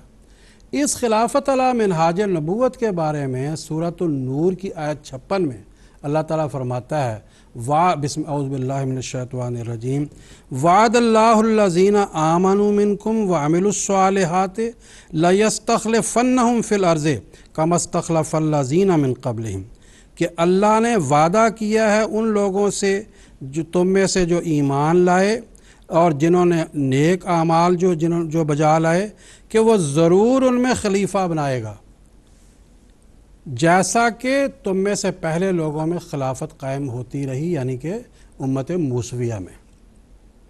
تو اللہ تعالیٰ فرماتا ہے کہ جس طرح نبی اللہ کا قیام میں کرتا ہوں، لیستخلفنہم کا مطلب یہ ہے کہ یہ خلافت بھی اللہ تعالیٰ کی طرف سے ہوگی۔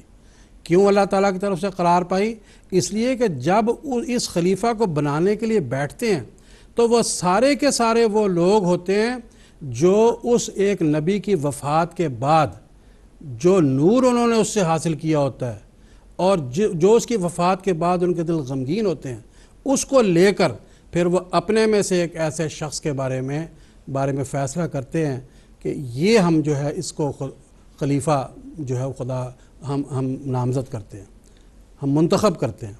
لیکن ہوتا کیا ہے، وہ جتنے بھی اولیاء اللہ اس زمانے کے ہوتے ہیں جو وہ باتیں کہہ رہے ہوتے ہیں، یا ان کے دلوں کے اندر سے جو آواز اٹھ رہی ہوتی ہے، وہ پہلے ہی اللہ تعالیٰ بذریعہ الہام و کلام ان لوگوں کو سمجھا چکا ہوتا ہے، اس جماعت کے کثیر لوگوں کو بتا چکا ہوتا ہے کہ یہ ہے وہ شخص تم لوگوں میں سے جس کو تم لوگوں نے اب خلیفہ کے طور پر منتخب کرنا ہے۔ چنانچہ اس بات کا تجربہ اوروں کو تو خیر نہیں، لیکن جماعت احمدیہ کو اللہ تعالیٰ کے فضل و کرم سے ہے کہ خلافت اولیٰ کے زمانہ سے لے کر خلافت خامسہ کے زمانے تک جب بھی ایسی خلافت کے انتخاب کا موقع آتا رہا اور پہلے خلیفہ کی وفات پر دل غمگین ہوتے رہے اور بے چین ہوتے رہے اور اللہ کی بارگاہ میں گرتے رہے، تو اللہ تعالیٰ جماعت کے کثیر طبقہ کی، جن کے اندر بچے بھی شامل ہیں، عورتیں بھی شامل ہیں، بزرگ لوگ تو خیر شامل ہی ہیں، ان کو بتاتا ہے کہ اب تم لوگوں میں یہ وجود ایسا ہے کہ جس کو جو ہے وہ اللہ تعالیٰ نے اپنے لیے چن لیا۔ چنانچہ بعد میں ثابت بھی ہو جاتا ہے کہ یہ شخص کے بارے میں تو ہمیں پہلے اللہ نے خواب میں بتا دیا تھا، 20 خوابیں اور جو ہے لوگ اپنے کشوف پھر لکھ کے بھجواتے ہیں، اور اللہ تعالیٰ کے فضل و کرم سے وہ ثابت بھی ہوتا ہے کہ جو خدا تعالیٰ کی طرف سے انتخاب ہوا تھا وہ انتخاب یقیناً خدا کا سچا انتخاب تھا۔ کیوں؟ اس لیے کہ جب وہ شخص بن جاتا ہے تو اس کی قیادت میں جماعت دن دگنی رات چگنی ترقی کرنے چلی جاتی ہے۔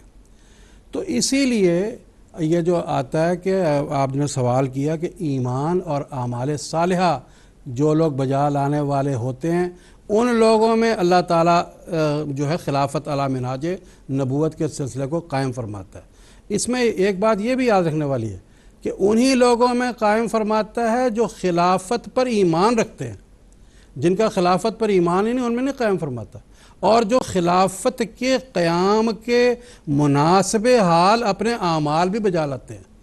خلافت کے قیام کے مناسب حال اعمال بجا لانے کا مطلب کیا ہے کہ کامل اطاعت اور فرما برداری خلیفہ وقت کی کرتے ہیں۔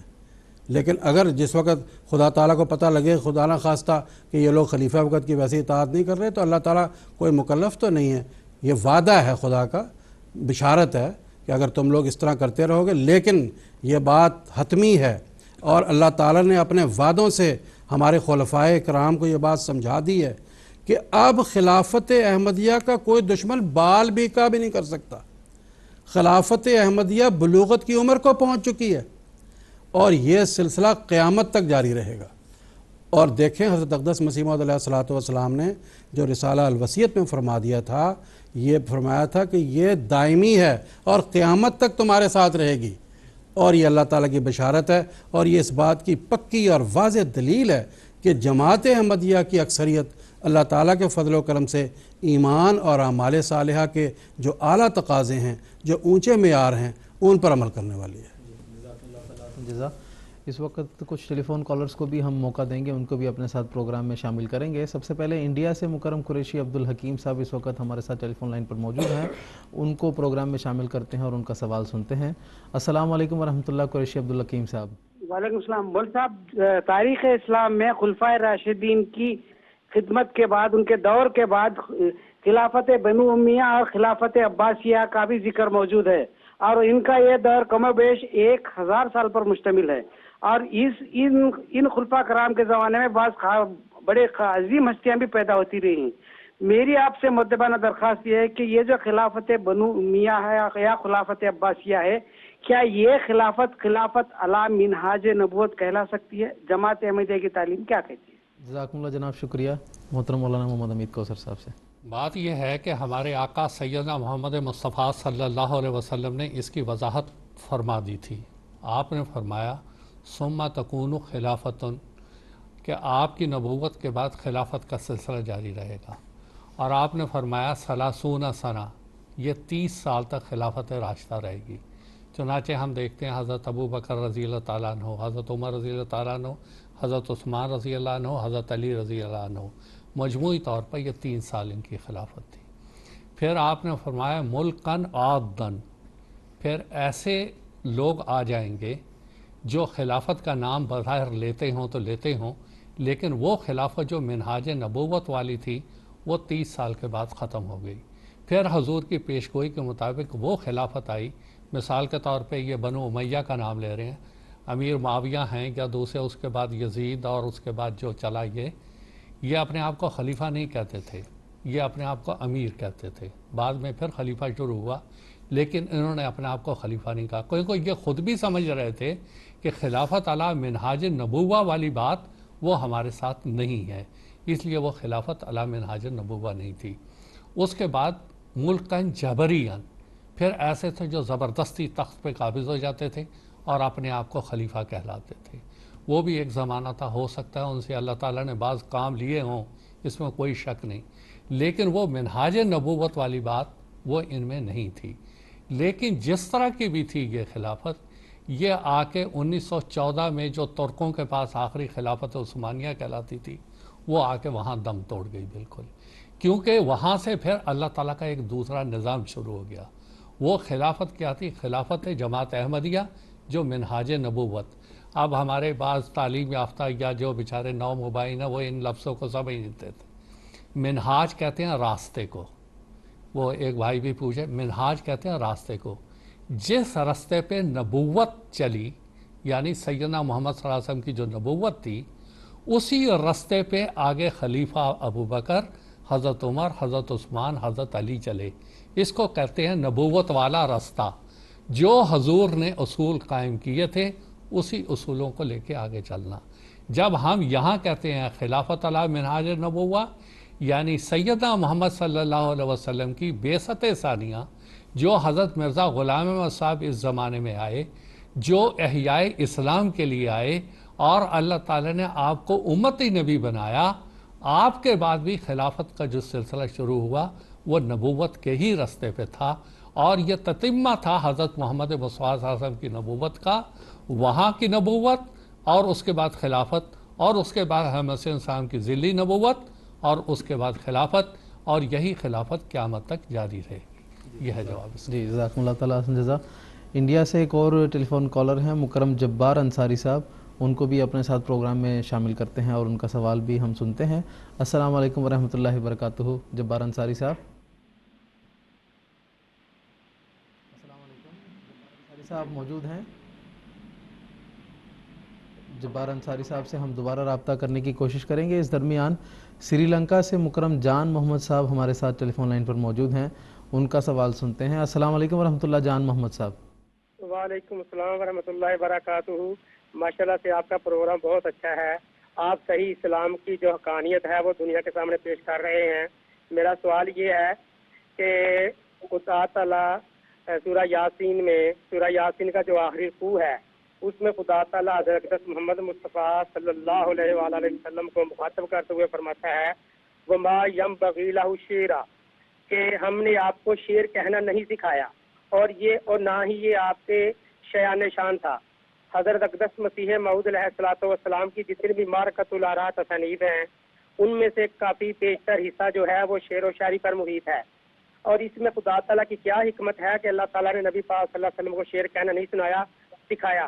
اور اسی کے تناظر میں یہی ایک میرا یہ بھی سوال ہے کہ آج سابقہ انبیاء علیہ السلام جو حضرت اقدس محمد مصطفیٰ صلی اللہ علیہ وآلہ وسلم سے پہلے گزرے ہیں، کیا کسی اور نبی کے متعلق بھی خدا تعالیٰ نے یہ فرمایا ہے کہ ہم نے آپ کو شعر کہنا نہیں سکھایا؟ برائے مہربانی اس کی ذرا وضاحت فرما دیں۔ بہت شکریہ، السلام علیکم ورحمۃ اللہ وبرکاتہ۔ جزاکم اللہ جناب مولانا حمید کوثر صاحب درخواست۔ بات یہ ہے کہ یہ جس شعر کی بات کر رہے ہیں وہ عربی زمانے کے شعر تھے، امراء القیس تھا اور بعض شعراء تھے جن کے شعر لغویات کے اوپر مبنی ہوتے تھے۔ آج بھی امراء القیس وغیرہ کے یہ دیوان موجود ہیں، 7 یہ معلقات ہیں جو خانہ کعبہ کے اوپر لٹک رہے ہوتے تھے، اور اس کے اندر تشبیب اور اس قسم کی باتیں تھیں جو کہ پڑھی بھی نہیں جا سکتی۔ اللہ تعالیٰ نے جس شعر کے بارے میں فرمایا نبی کریم صلی اللہ علیہ وسلم کو کہ ہم نے آپ کو اس قسم کے شعر نہیں سکھائے ہیں، جو لغویات سے بھرے ہوئے بے معنی عبث جو شعر ہیں وہ آپ نہیں کہتے ہیں، نہ ہم نے وہ کہنا آپ کو سکھائے ہیں، جس کی نفی کی گئی وہ یہ بات ہے۔ اب رہا سوال کہ شعر، اب آپ قرآن مجید کو دیکھ لیں، شعر ہوتا کیا ہے؟ ایک موزون کلام ہوتا ہے۔ اب قرآن مجید کو اگر آپ دیکھیں گے تو اس کے اندر بعض ایسی صورتیں ہیں جو کہ بالکل وزن پہ آتی ہیں، جیسے اذا الشمس کورت واذا النجوم انقدرت واذا الجبال سیرت واذا العشار عطلت واذا الوحوش حشرت واذا البحار سجرت۔ اب یہ سارے کے سارے ایک وزن کے اوپر آ رہے ہیں، موزون کلام یہ کہلاتا ہے۔ اگر شعر اس حد تک منع تھا تو یہ کلام ہمیں یہ بتا رہا ہے کہ شعر جو منع کیا گیا وہ اس مفہوم میں نہیں تھا۔ اب رہا سوال کہ یہ سابقہ نبیوں کی بات کر رہے ہیں، دیکھیں داؤد علیہ السلام کے مزامیر تو آج کل مشہور ہیں، عربی میں اس کو نشید الانشاد کہتے ہیں، کہ وہ بات ہی شعروں کے اندر ساری کی ساری کی ہوئی ہے، اور جتنا بھی کلام ان کا محفوظ ہے اس کے اندر تو یہ سارا شعر کے اوپر مبنی ہے یہ سارا کلام۔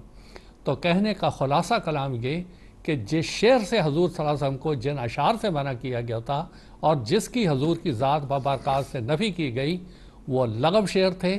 ہاں موضوع کلام آپ کے تھے، آپ کے بھی بعض عربی اشعار احادیث میں آتے ہیں، 1 یا 2، چاہے 1 یا 2 ہیں، جتنے بھی ہیں، ایک فارسی کا ہے، لیکن بہرحال آپ کے اشعار بھی احادیث میں مذکور ہیں جو آپ کی زبان مبارک سے نکلے تھے۔ جی جزاکم اللہ تعالیٰ حسن جزا۔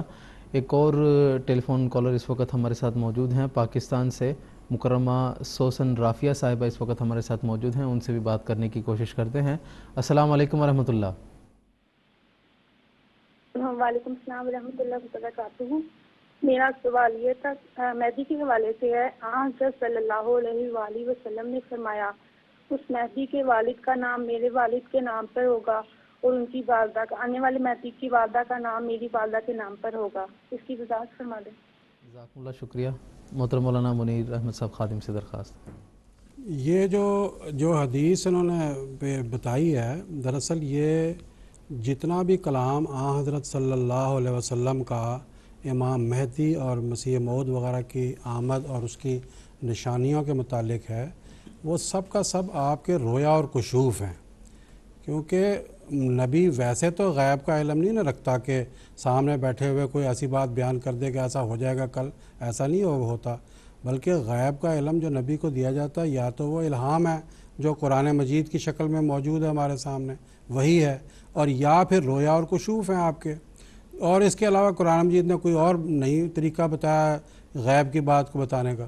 یہ بھی غیب کی ہی بات ہے جو حضور صلی اللہ علیہ وسلم فرمائی کہ جو مہدی آئے گا اس کا نام میرے نام کی طرح ہوگا، اس کے والد کا نام میرے والد کی طرح کا ہوگا، اور اس حدیث کے اگلے الفاظ یہ ہیں کہ وَهُوَ يُدْفَنُ مَعِي فِي قبری، وہ میرے ساتھ میری قبر میں دفن کیا جائے گا۔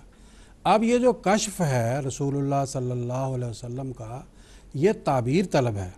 حضور صلی اللہ علیہ وسلم نے بھی اپنی زندگی میں جو رویا و کشوف دیکھے، آپ نے کئیوں کی تعبیر فرمائی، اور اس موقع پر یہ بات بھی یاد رکھنی چاہیے کہ ضروری نہیں ہوتا کہ جو تعبیر کر دی جائے کوئی خدا کا نبی بھی کرے تو وہ بعض دفعہ غلط نکل سکتی ہے، اور اس کو اجتہادی غلطی کہتے ہیں اسلامی اصطلاح میں۔ چنانچہ حضرت صلی اللہ علیہ وسلم نے اپنے بعض کشوف کی تعبیر کی. مثال کے طور پر مدینہ ہجرت کر کے جانے کے متعلق آپ نے رویا میں دیکھا تو آپ نے سوچا فرمایا کہ میں نے دیکھا ہے کہ پتھریلی زمین ہے، ابڑ کھابڑ، وہاں پہ ہجرت کر رہا ہوں تو میں نے سوچا کہ وہ یمامہ ہوگی یا نخلا ہوگی، لیکن بعد میں میرے سامنے اس کی جو تعبیر ہے وہ مدینہ کی شکل میں ظاہر ہوئی. تو کیا مطلب کہ جو تعبیر کی جاتی ہے وہ بھی ضروری نہیں ہو کہ ویسے پوری ہو جائے. اب یہ جو بات ہے کہ اس کا نام محمد ہوگا تو اب یہ ظاہر پرستوں نے تلاش کرنا شروع کر دیا کہ ایسا امام مہدی تلاش کرو جس کا نام محمد ہو، جس کے والد کا نام عبداللہ ہو، اور پھر کیا جب وہ فوت ہو جائے گا تو رسول اللہ صلی اللہ علیہ وسلم کی قبر کو نعوذ باللہ کھودا جائے گا اور اس میں اس کی تدفین کی جائے گی. کوئی بھی عقل مند اور جو ذی شعور آدمی وہ اس کو برداشت نہیں کرتا اور نہ کبھی یہ بات ایسا کہے گا. تو صاف ثابت ہوا کہ اس کا مطلب ہے. مطلب کیا ہے؟ ایک مطلب تو اس کا یہ ہے کہ جیسے کوئی بچہ پیدا ہوتا ہے تو اس وقت سب سے پہلے اس کا نام رکھا جاتا ہے اور وفات ہوتی ہے تو وہ قبر میں دفن کیا جاتا ہے. تو رسول اللہ صلی اللہ علیہ وسلم نے اس میں یہ ہم کو اللہ تعالیٰ نے آپ کو یہ سمجھایا کہ جو امام مہدی آنے والا ہے اس کا آغاز تمہارے آغاز کی طرح ہی ہوگا اور اس کا انجام بھی تمہارے انجام کی طرح ہی ہوگا. جیسے تم لوگ مخالفتیں برداشت کر رہے ہو اور تم لوگ جو ہے وہ کیا نام اس کا تکالیف برداشت کر رہے ہو ویسے ہی ہوگا. اور جس طرح تمہارا جو ہے انجام ہوا کامیابی اور کامیابیوں والا، اللہ تعالیٰ کی خوشنودیاں اور کامیابیاں اس کے ساتھ بھی شامل ہوں گی. اور اس میں ایک بات یہ بھی بتائی گئی ہے کہ جو آنے والا امام مہدی ہے وہ حضرت صلی اللہ علیہ وسلم کی خو اور بو پر ہوگا، آپ کے بالکل عین مطابق آپ کی سیرت کو وہ سمے ہوئے ہوگا. چنانچہ اسی خواب کو مد نظر رکھ کر، اسی کشف کو مد نظر رکھ کر بعض بڑے بڑے علماء کرام نے کہا کہ جب وہ امام مہدی آئے گا تو وہ کہے گا دیکھو جس نے محمد صلی اللہ علیہ وسلم کو دیکھنا مجھے دیکھ لے. ہے جی، اور بھی بعض انبیاء کے نام لیے کہ جس نے ان کو دیکھنا مجھے دیکھ لے. تو کہنے کا مطلب یہ کہ محمد صلی اللہ علیہ وسلم کا پورا عکس وہ امام مہدی آپ کے اندر اپنے اندر سموئے ہوئے ہوگا. اور یہی مطلب ہے کہ وہ محمد ہوگا اور اس کے والد کا نام عبداللہ ہوگا.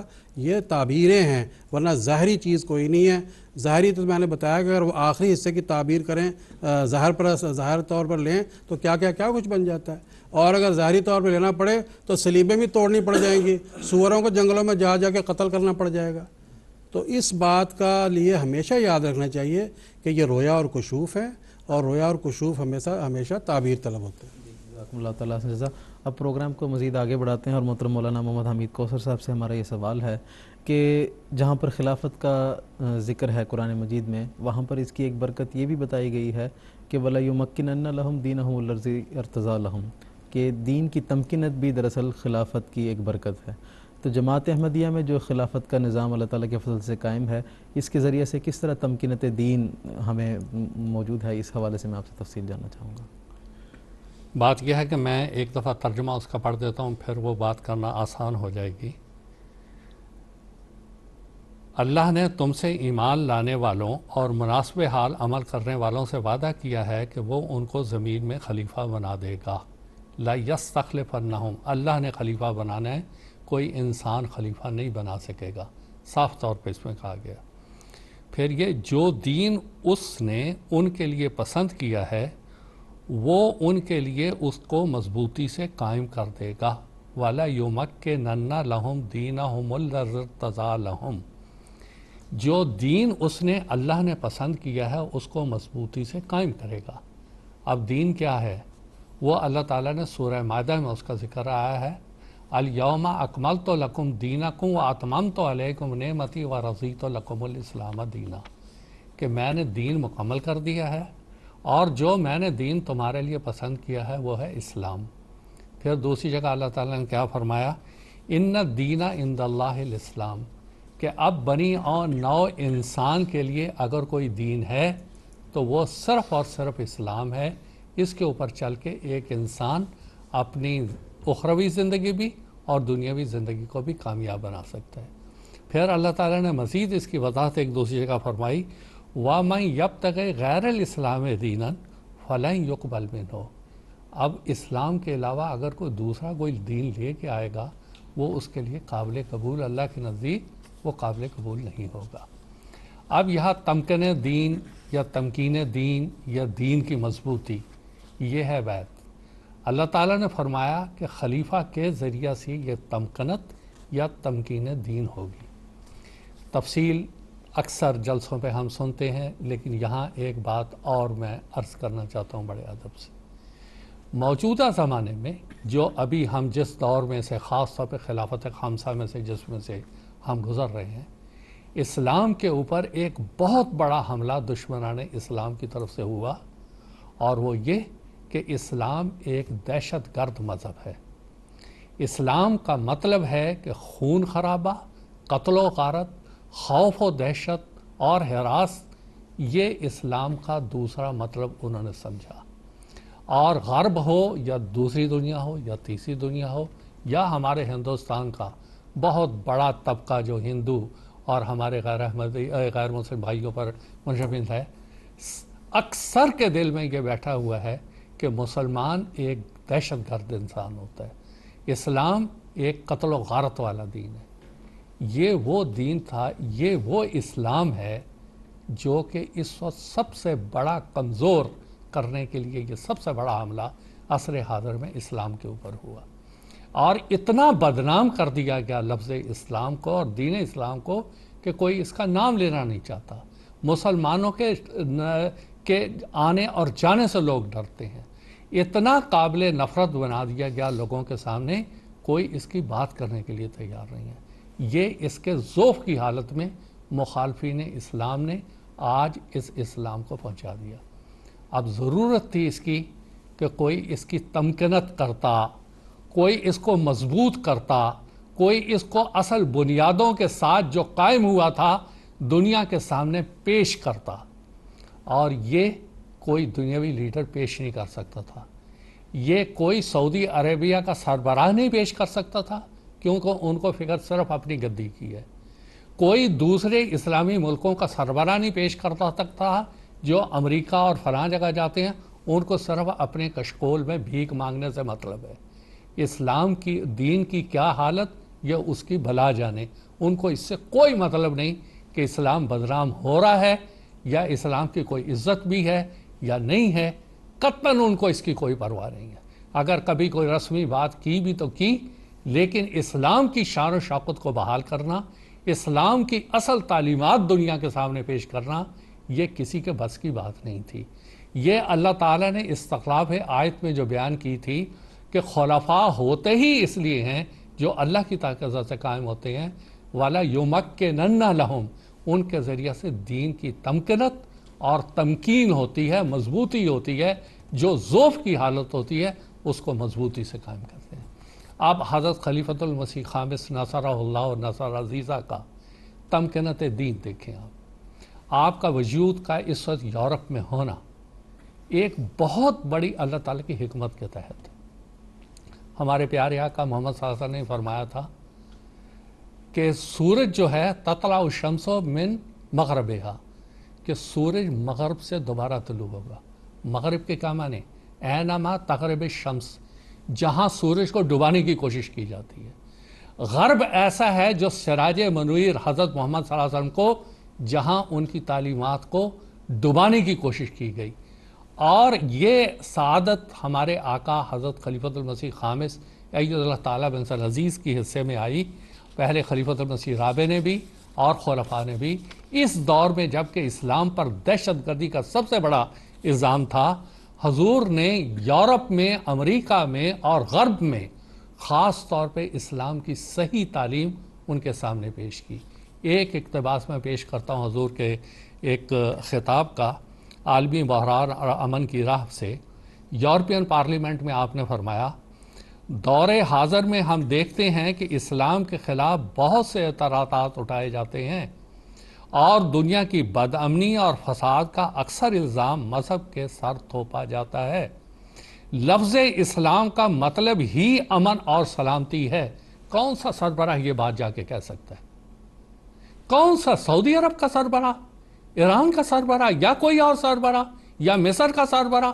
कतन नहीं कह सकते, न कभी कहा, न उनके अमल इस बात को कहने की इजाज़त देते हैं। लेकिन ये खलीफा ही है जो अल्लाह का कायम करता होता है। बड़े वसूख से और जलाल से फरमा रहे हैं, लफ्ज़ इस्लाम का मतलब ही अमन और सलामती है। ये है तमकनत दीन, ये है मजबूती दीन कि एक पूरे जोश के साथ आप यूरोपियन पार्लियामेंट में फरमा रहे हैं लफ्ज़ इस्लाम का मतलब ही अमन और सलामती है।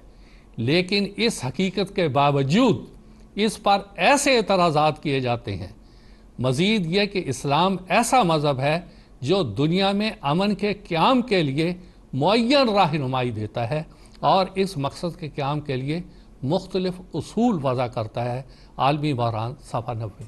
अब आप देखें कि ये काम कर कौन सकता था, ये दीन की इस वक्त की हालत को कौन मजबूत कर सकता था सिवाय वही जिसको अल्लाह ने खड़ा किया है। और अल्लाह जिनकी रहनुमाई कर रहा था उन्होंने दुनिया के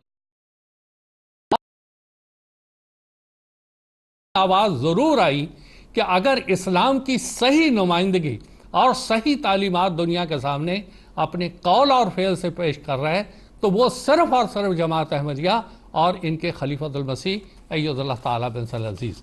चुनाचे एक इक़्तिबास जो मैं पेश करता हूँ वो ये कि अमरीकी कांग्रेस ने एक करारदाद पास की।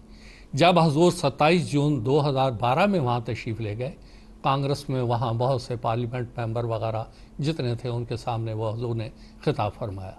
वहाँ एक करारदाद पेश हुई। करारदाद का एक पैराग्राफ मैं पढ़ता हूँ जो हजूर की शान में इन्होंने कहा, ये करारदाद इसलिए पेश की जा रही है कि हज़रत मिर्ज़ा मसरूर अहमद साहब अमन को फ़रोग़ देने वाला एक अहम मुस्लिम रहनुमा है। देखें ये अमेरिकन कांग्रेस के अंदर आवाज़ उठ रही है। ये है तमकीनत दीन, ये है तमकीन दीन। कोई मुस्लिम सरबराह ऐसी बात नहीं कर सका, ना कर सकता है।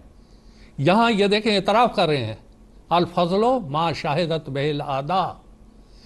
आप ये करारदाद इसलिए पेश की जा रही है कि हज़रत मिर्ज़ा मसरूर अहमद साहब अमन को फ़रोग़ देने वाले एक अहम मुसलमान रहनुमा है। आपने अपने खुतबात, तकारीर, कुतुब और इनफरादी मुलाकात के ज़रिया मुसलसल खिदमत इंसानियत की है। ये है तमकीनत दीन। दुनिया भर में इंसानी हकूक़ और अमर और इंसाफ पर मबनी माशरे के क़याम के लिए आपने आवाज़ बुलंद की है। ये वो कदरें हैं जिन पर जमात अहमदिया कायम है। ये वो खलीफा का मकाम है।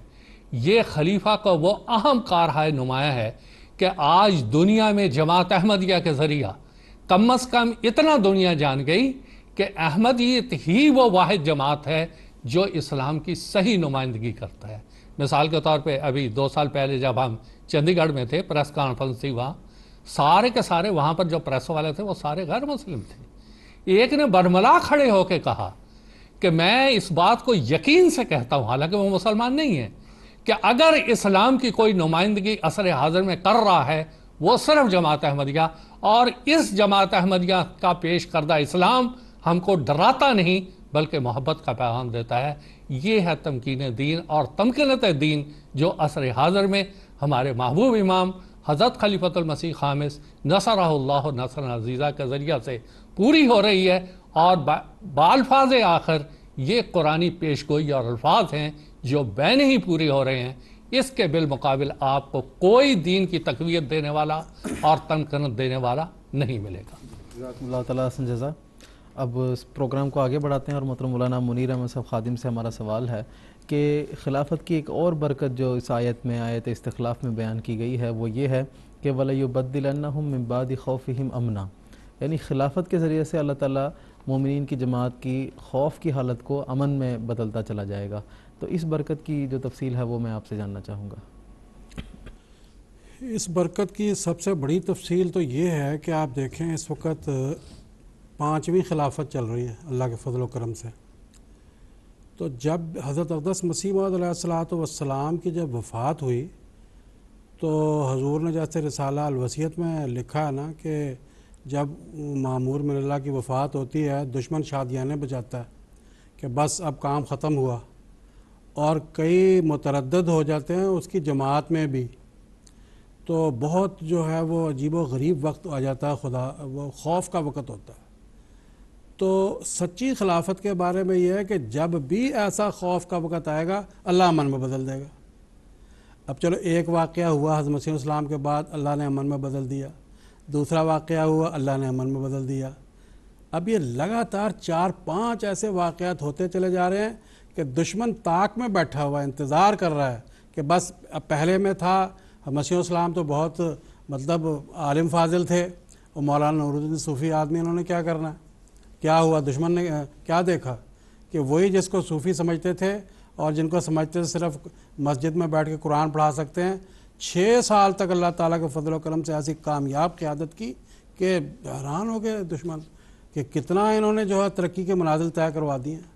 ایک خلافت کی مضبوط چٹان کی طرح آپ نے جو ہے وہ مضبوطی پیدا کر دی خلافت کی۔ پھر حضرت خلیفۃ المسیح ثانی کا دور جب آیا، اس وقت کیسے اللہ تعالیٰ نے امن دے دیا خوف کو۔ پھر اب یہ اس خلافت میں بھی آپ دیکھ لیں تو پہلی تو یہ صداقت کی دلیل یہ ہے کہ اللہ تعالیٰ اس طرح بار بار خوف کو امن میں بدل رہا ہے، بار بار خوف کو امن میں بدل رہا ہے۔ ورنہ کیا ہوتا ہے، ایک آیا دوسرے نے اس کی ٹانگ کھینچ دی، 2 سال کے بعد، 20 سال کے بعد، 40 سال کے بعد، 40 سال تو بلکہ چلنے کا مسئلہ ہی نہیں ہوتا، 125 سال سے ڈنکے کی چوٹ سے کہا جا رہا ہے کہ قرآن مجید کی یہ پیش گوئی اللہ تعالیٰ کے فضل و کرم سے جماعت احمدیہ کی صداقت پر ظاہر و باہر ہے۔ وَلَا يُبَدِّلَنَّهُم مِّن بَعْدِ خَوْفِهِمْ امنا، کہ ضرور ہم بدل دیں گے ان کو امن میں جب بھی خوف آئے گا ان پر۔ پھر اس کے علاوہ آپ دیکھ لیں جماعت کے جو مخالفین ہیں ان کی طرف سے اس عرصے کے اندر کیا کیا خوف نہیں، اور وہ خوفوں کے جو معیار ہیں ان کے بڑھتے کیسے نہیں گئے۔ پہلے عوام کرتے تھے، مولوی لوگ کرتے تھے، پھر حکومتوں نے کرنا شروع کر دی مخالفت۔ اب یہ تو ایک لمبی تفصیل ہے، نہ ہمارے پاس وقت ہے کہ کس طریقے سے ملکوں کے ملک اکٹھے ہوئے، اور اکٹھے ہونے کے بعد انہوں نے جماعت کو جو ہے وہ کہا کہ بس اب ہم اس کو چھوڑیں گے نہیں، ہمارے ہاتھ سے انہوں نے اس نے جان اپنی دینی تھی، ہم سامنے آ گئے۔ کیا ہوا؟ جو سامنے اٹھے تھے، کھڑے ہوئے تھے، آج ان کا نام و نشان بھی نظر نہیں آتا، اور اللہ تعالیٰ نے کیسے کیسے ترقیات سے نوازا۔ پھر دیکھیں یہ اللہ تعالیٰ کی طرف سے بھی جو آفات کا سلسلہ ہے، آفات سماوی کا، اور یہ تو جو دشمن کرتے ہیں تدبیریں اور خوف پیدا کرتے ہیں وہ تو ہے ہی، ایک خوف خدا کی طرف سے بھی آتا ہے۔ وہ دراصل ہوتا تو ایسے لوگوں کے لیے جو گناہ گار لوگ ہوتے ہیں اور جو اس خدا کی آواز پر لبیک کہنے میں پیچھے ہوتے ہیں، لیکن جس وقت ایسے کچھ حالات آتے ہیں تو لوگ دیکھتے ہیں، دنیا حیران ہوتی ہے کہ جہاں جہاں جماعت تھی وہ زلزلے سے بھی بچ گئی، وہ طاعون سے بھی بچ گئی، وہ طرح طرح کی جو آفات اور مصائب ان سے بچ گئی۔ تو کون کون سی مثال دی جائے کہ اللہ تعالیٰ خلافت کے ذریعہ سے خوف کو امن میں بدل دیتا ہے؟ یہ خلیفہ وقت کی دعائیں ہیں، اور جو جماعت کی عظیم الشان تربیت ہے کہ ایک طرف لوگ مر رہے ہوتے ہیں آفات کی وجہ سے، بیماریوں کی وجہ سے، طوفان کی وجہ سے، زلزلوں کی وجہ سے، تو دوسری طرف خلیفہ وقت کے جو دیوانے ہیں وہ اپنے خدمت خلق کی لے کے جو اس کی جو سامان ہے وہ پہنچے ہوئے ہوتے ہیں۔ کوئی ڈاکٹر پہنچ رہے ہیں، کوئی جو ہے وہ کسی اور طریقے سے پہنچ رہے ہیں، کوئی کھانے پینے کی مدد لے کے پہنچ رہے ہیں۔ کہیں پہ بھی مسلمان ہو یا غیر مسلم ہو، کوئی بھی جو ہے وہ خوف پیدا ہو گیا ہے بنی نوع انسان کے لیے، تو امن میں تبدیل کرنے والے خلیفہ وقت کے ماننے والے ہیں۔ تو اب سوال یہ پیدا ہوتا ہے، اللہ فرماتا ہے کہ ہم ان خلافت کے ماننے والوں کے لیے جو خوف ہوتا ہے اس کو امن میں بدل دیتے ہیں۔ ہم تو یہاں دیکھ رہے ہیں کہ انہوں نے کیا بدلنا ہے، ہم دنیا کے خوف کو اللہ تعالیٰ کے فضل و کرم سے 100-125 سال سے امن میں بدلتے چلے جا رہے ہیں۔ تو یہ ایسی عظیم الشان صداقت کی دلیل ہے جو سورۃ النور میں اللہ تعالیٰ نے بیان فرمائی کہ ایک تو یہ کہ دین کی مضبوطی اللہ تعالیٰ فرماتا ہے، دوسرا یہ کہ جب بھی خوف آئے اس خوف کو جو امن میں بدل دیتا ہے۔ ایک میں آخر میں ایک چھوٹا سا حوالہ پیش کرنا چاہتا ہوں جو ایک بہت بڑے مخالف کا حوالہ ہے، یہ مولانا مودودی صاحب کا۔ وہ اپنے زمانے میں بڑے حیران تھے، اور آج تو یہ بہت بات اللہ تعالیٰ کے فضل و کرم سے جماعت کی ترقی کی بڑھ گئی ہے۔ وہ کہتے ہیں، ان کی کتاب یہ ہے ترجمان القرآن کا حوالہ رسالے کا، تو اس میں کہتے ہیں کہ میں اکثر اوقات اس پر غور کرتا ہوں کہ کیا وجہ ہے کہ مرزا غلام احمد علیہ السلام کو اپنے مشن میں اس قدر کامیابی حاصل ہوئی۔ انہوں نے مرزا غلام احمد لکھا ہے، مرزا غلام احمد کو اپنے مشن میں اس قدر کامیابی حاصل ہوئی، ایک شخص خدا اور اس کے رسول کے مقابل پر کھڑا ہوتا ہے، نائبین رسول کو چیلنج کرتا ہے کہ تم سب مل کر بھی میرے مشن کو فیل نہیں کر سکتے، کیونکہ خدا کی تائید میرے ساتھ شامل ہے۔ تم جب بھی میرے مقابل پر آؤ گے ہر مرتبہ ذلیل و نامراد ہوگے، اور یہی میرے نبی ہونے کی سب سے بڑی دلیل ہے۔ ہم دیکھتے ہیں کہ ایسا ہی ہوتا ہے، مرزائیوں کی حفاظت کے سامان غیب سے پیدا ہو جاتے ہیں، دوسری طرف مرزائیوں کے مخالفین کی تباہی کے سامان بھی غیب سے ظہور میں آ جاتے ہیں۔ یہ کوئی احمدی نہیں کہہ رہا، یہ مولانا مودودی جو امیر جماعت اسلامی اور جماعت اسلامی کے بانی تھے، انہوں نے ایسا لکھا۔ اور دوسری طرف مرزائیوں کے مخالفین کی تباہی کے سامان بھی غیب سے ظہور میں آ جاتے ہیں۔ ذرا سچے رسول کی ختم نبوت کی حفاظت کرنے والوں کی ناکامیاں اور تباہیاں سامنے لائیے، کس قدر زوردار تحریک اٹھی تھی اور کیسے ہمیشہ کے لیے ختم ہو گئی، دم توڑ گئی۔ یہ جو ہے دراصل اللہ تعالیٰ کی صداقت کی، نبی کریم صلی اللہ علیہ وسلم کی سچائی کی، آنے والے امام مہدی حضرت مسیح موعود علیہ الصلوۃ والسلام کی سچائی کی، اور جس خلافت کے عظیم الشان دور سے ہم گزر رہے ہیں اس کی عظیم الشان صداقت کی یہ بہت بڑی دلیل ہے۔ اللہ تعالیٰ حسن جزا۔ ایپیسوڈ کے آخر پر محترم مولانا محمد حمید کوثر صاحب سے سوال ہے کہ اللہ تعالیٰ جماعت احمدیہ کو خلافت کی بدولت اور خلافت کے فیض کے نتیجے میں غیر معمولی ترقی عطا فرما رہا ہے، تو اس ترقی کے حوالے سے میں آپ سے کچھ تفصیل جاننا چاہوں گا۔ سب سے پہلی بات یہ ہے کہ یہ ہمارا پروگرام کا یہ آخری سوال ہے۔ آج سے 129 سال پہلے بیعت کا سلسلہ شروع ہوا تھا 23 مارچ 1889 کو۔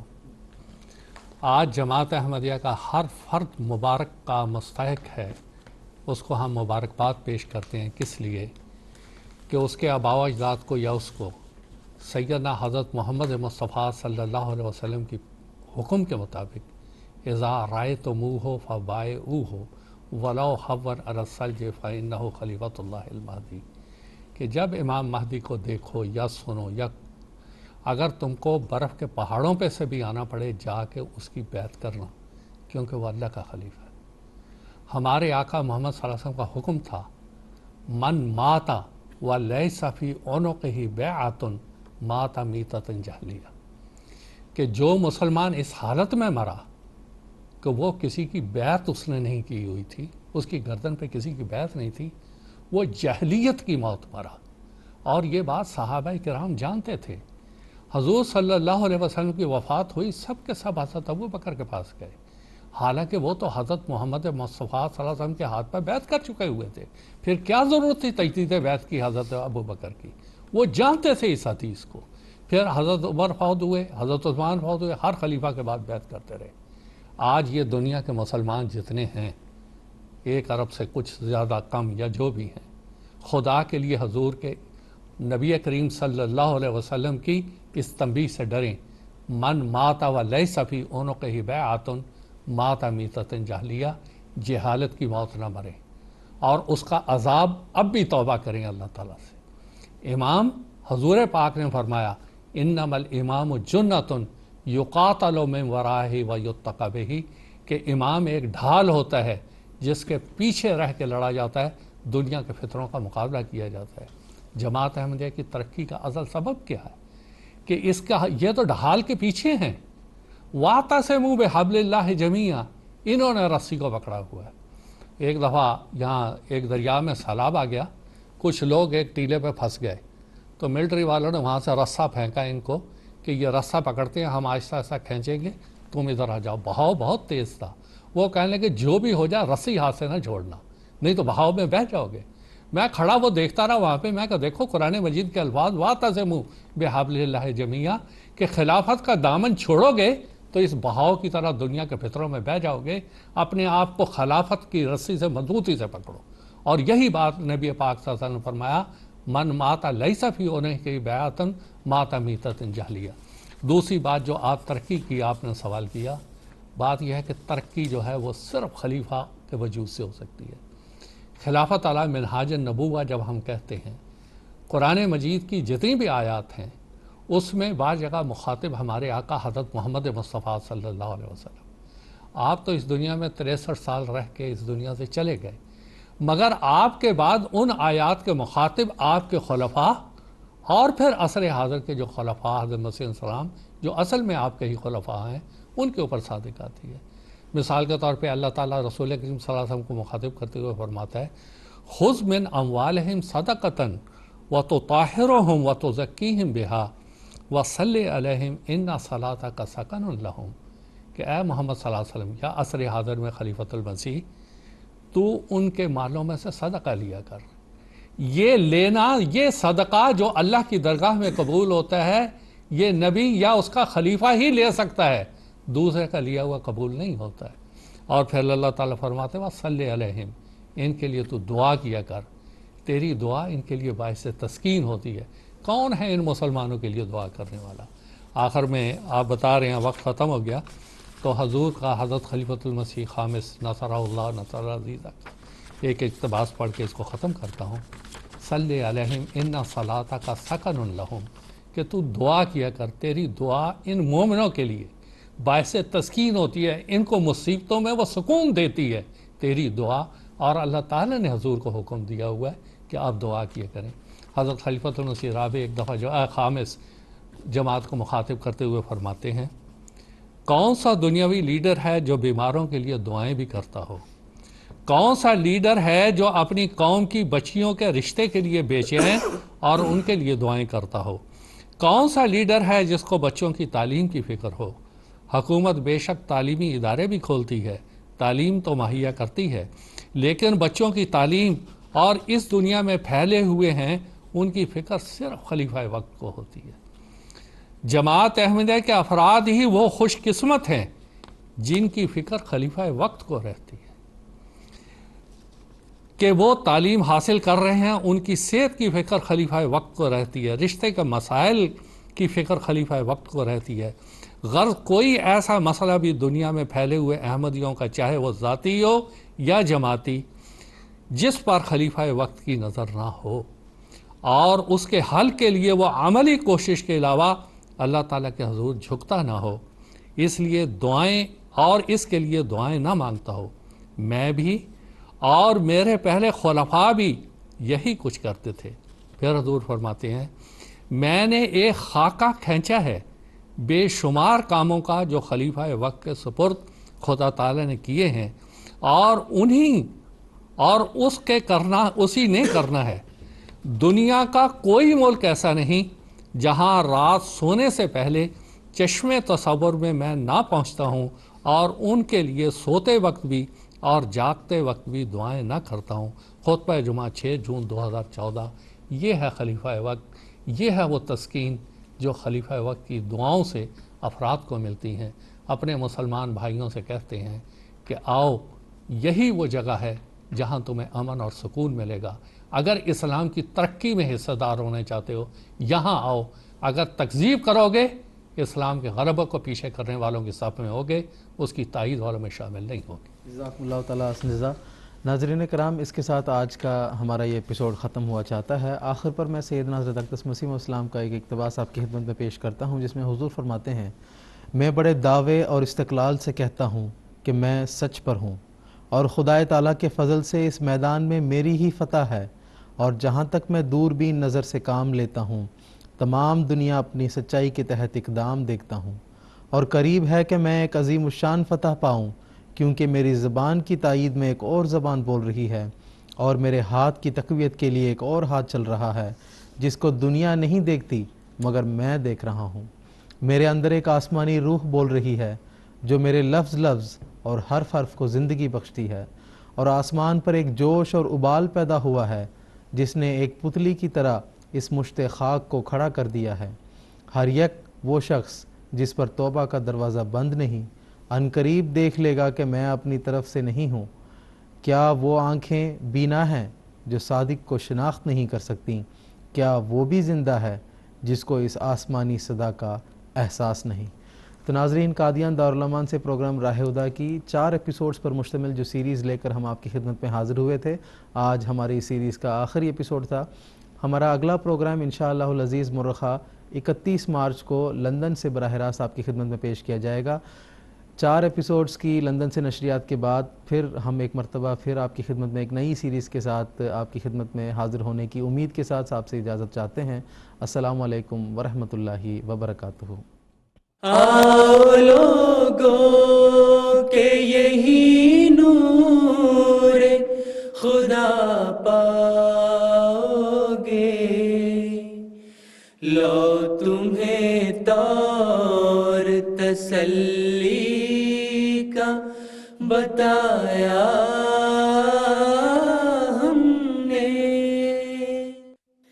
آؤ لوگوں کہ یہی نور خدا پاؤ گے، لو تمہیں طور تسلی کا بتایا ہم نے، لو تمہیں طور تسلی کا بتایا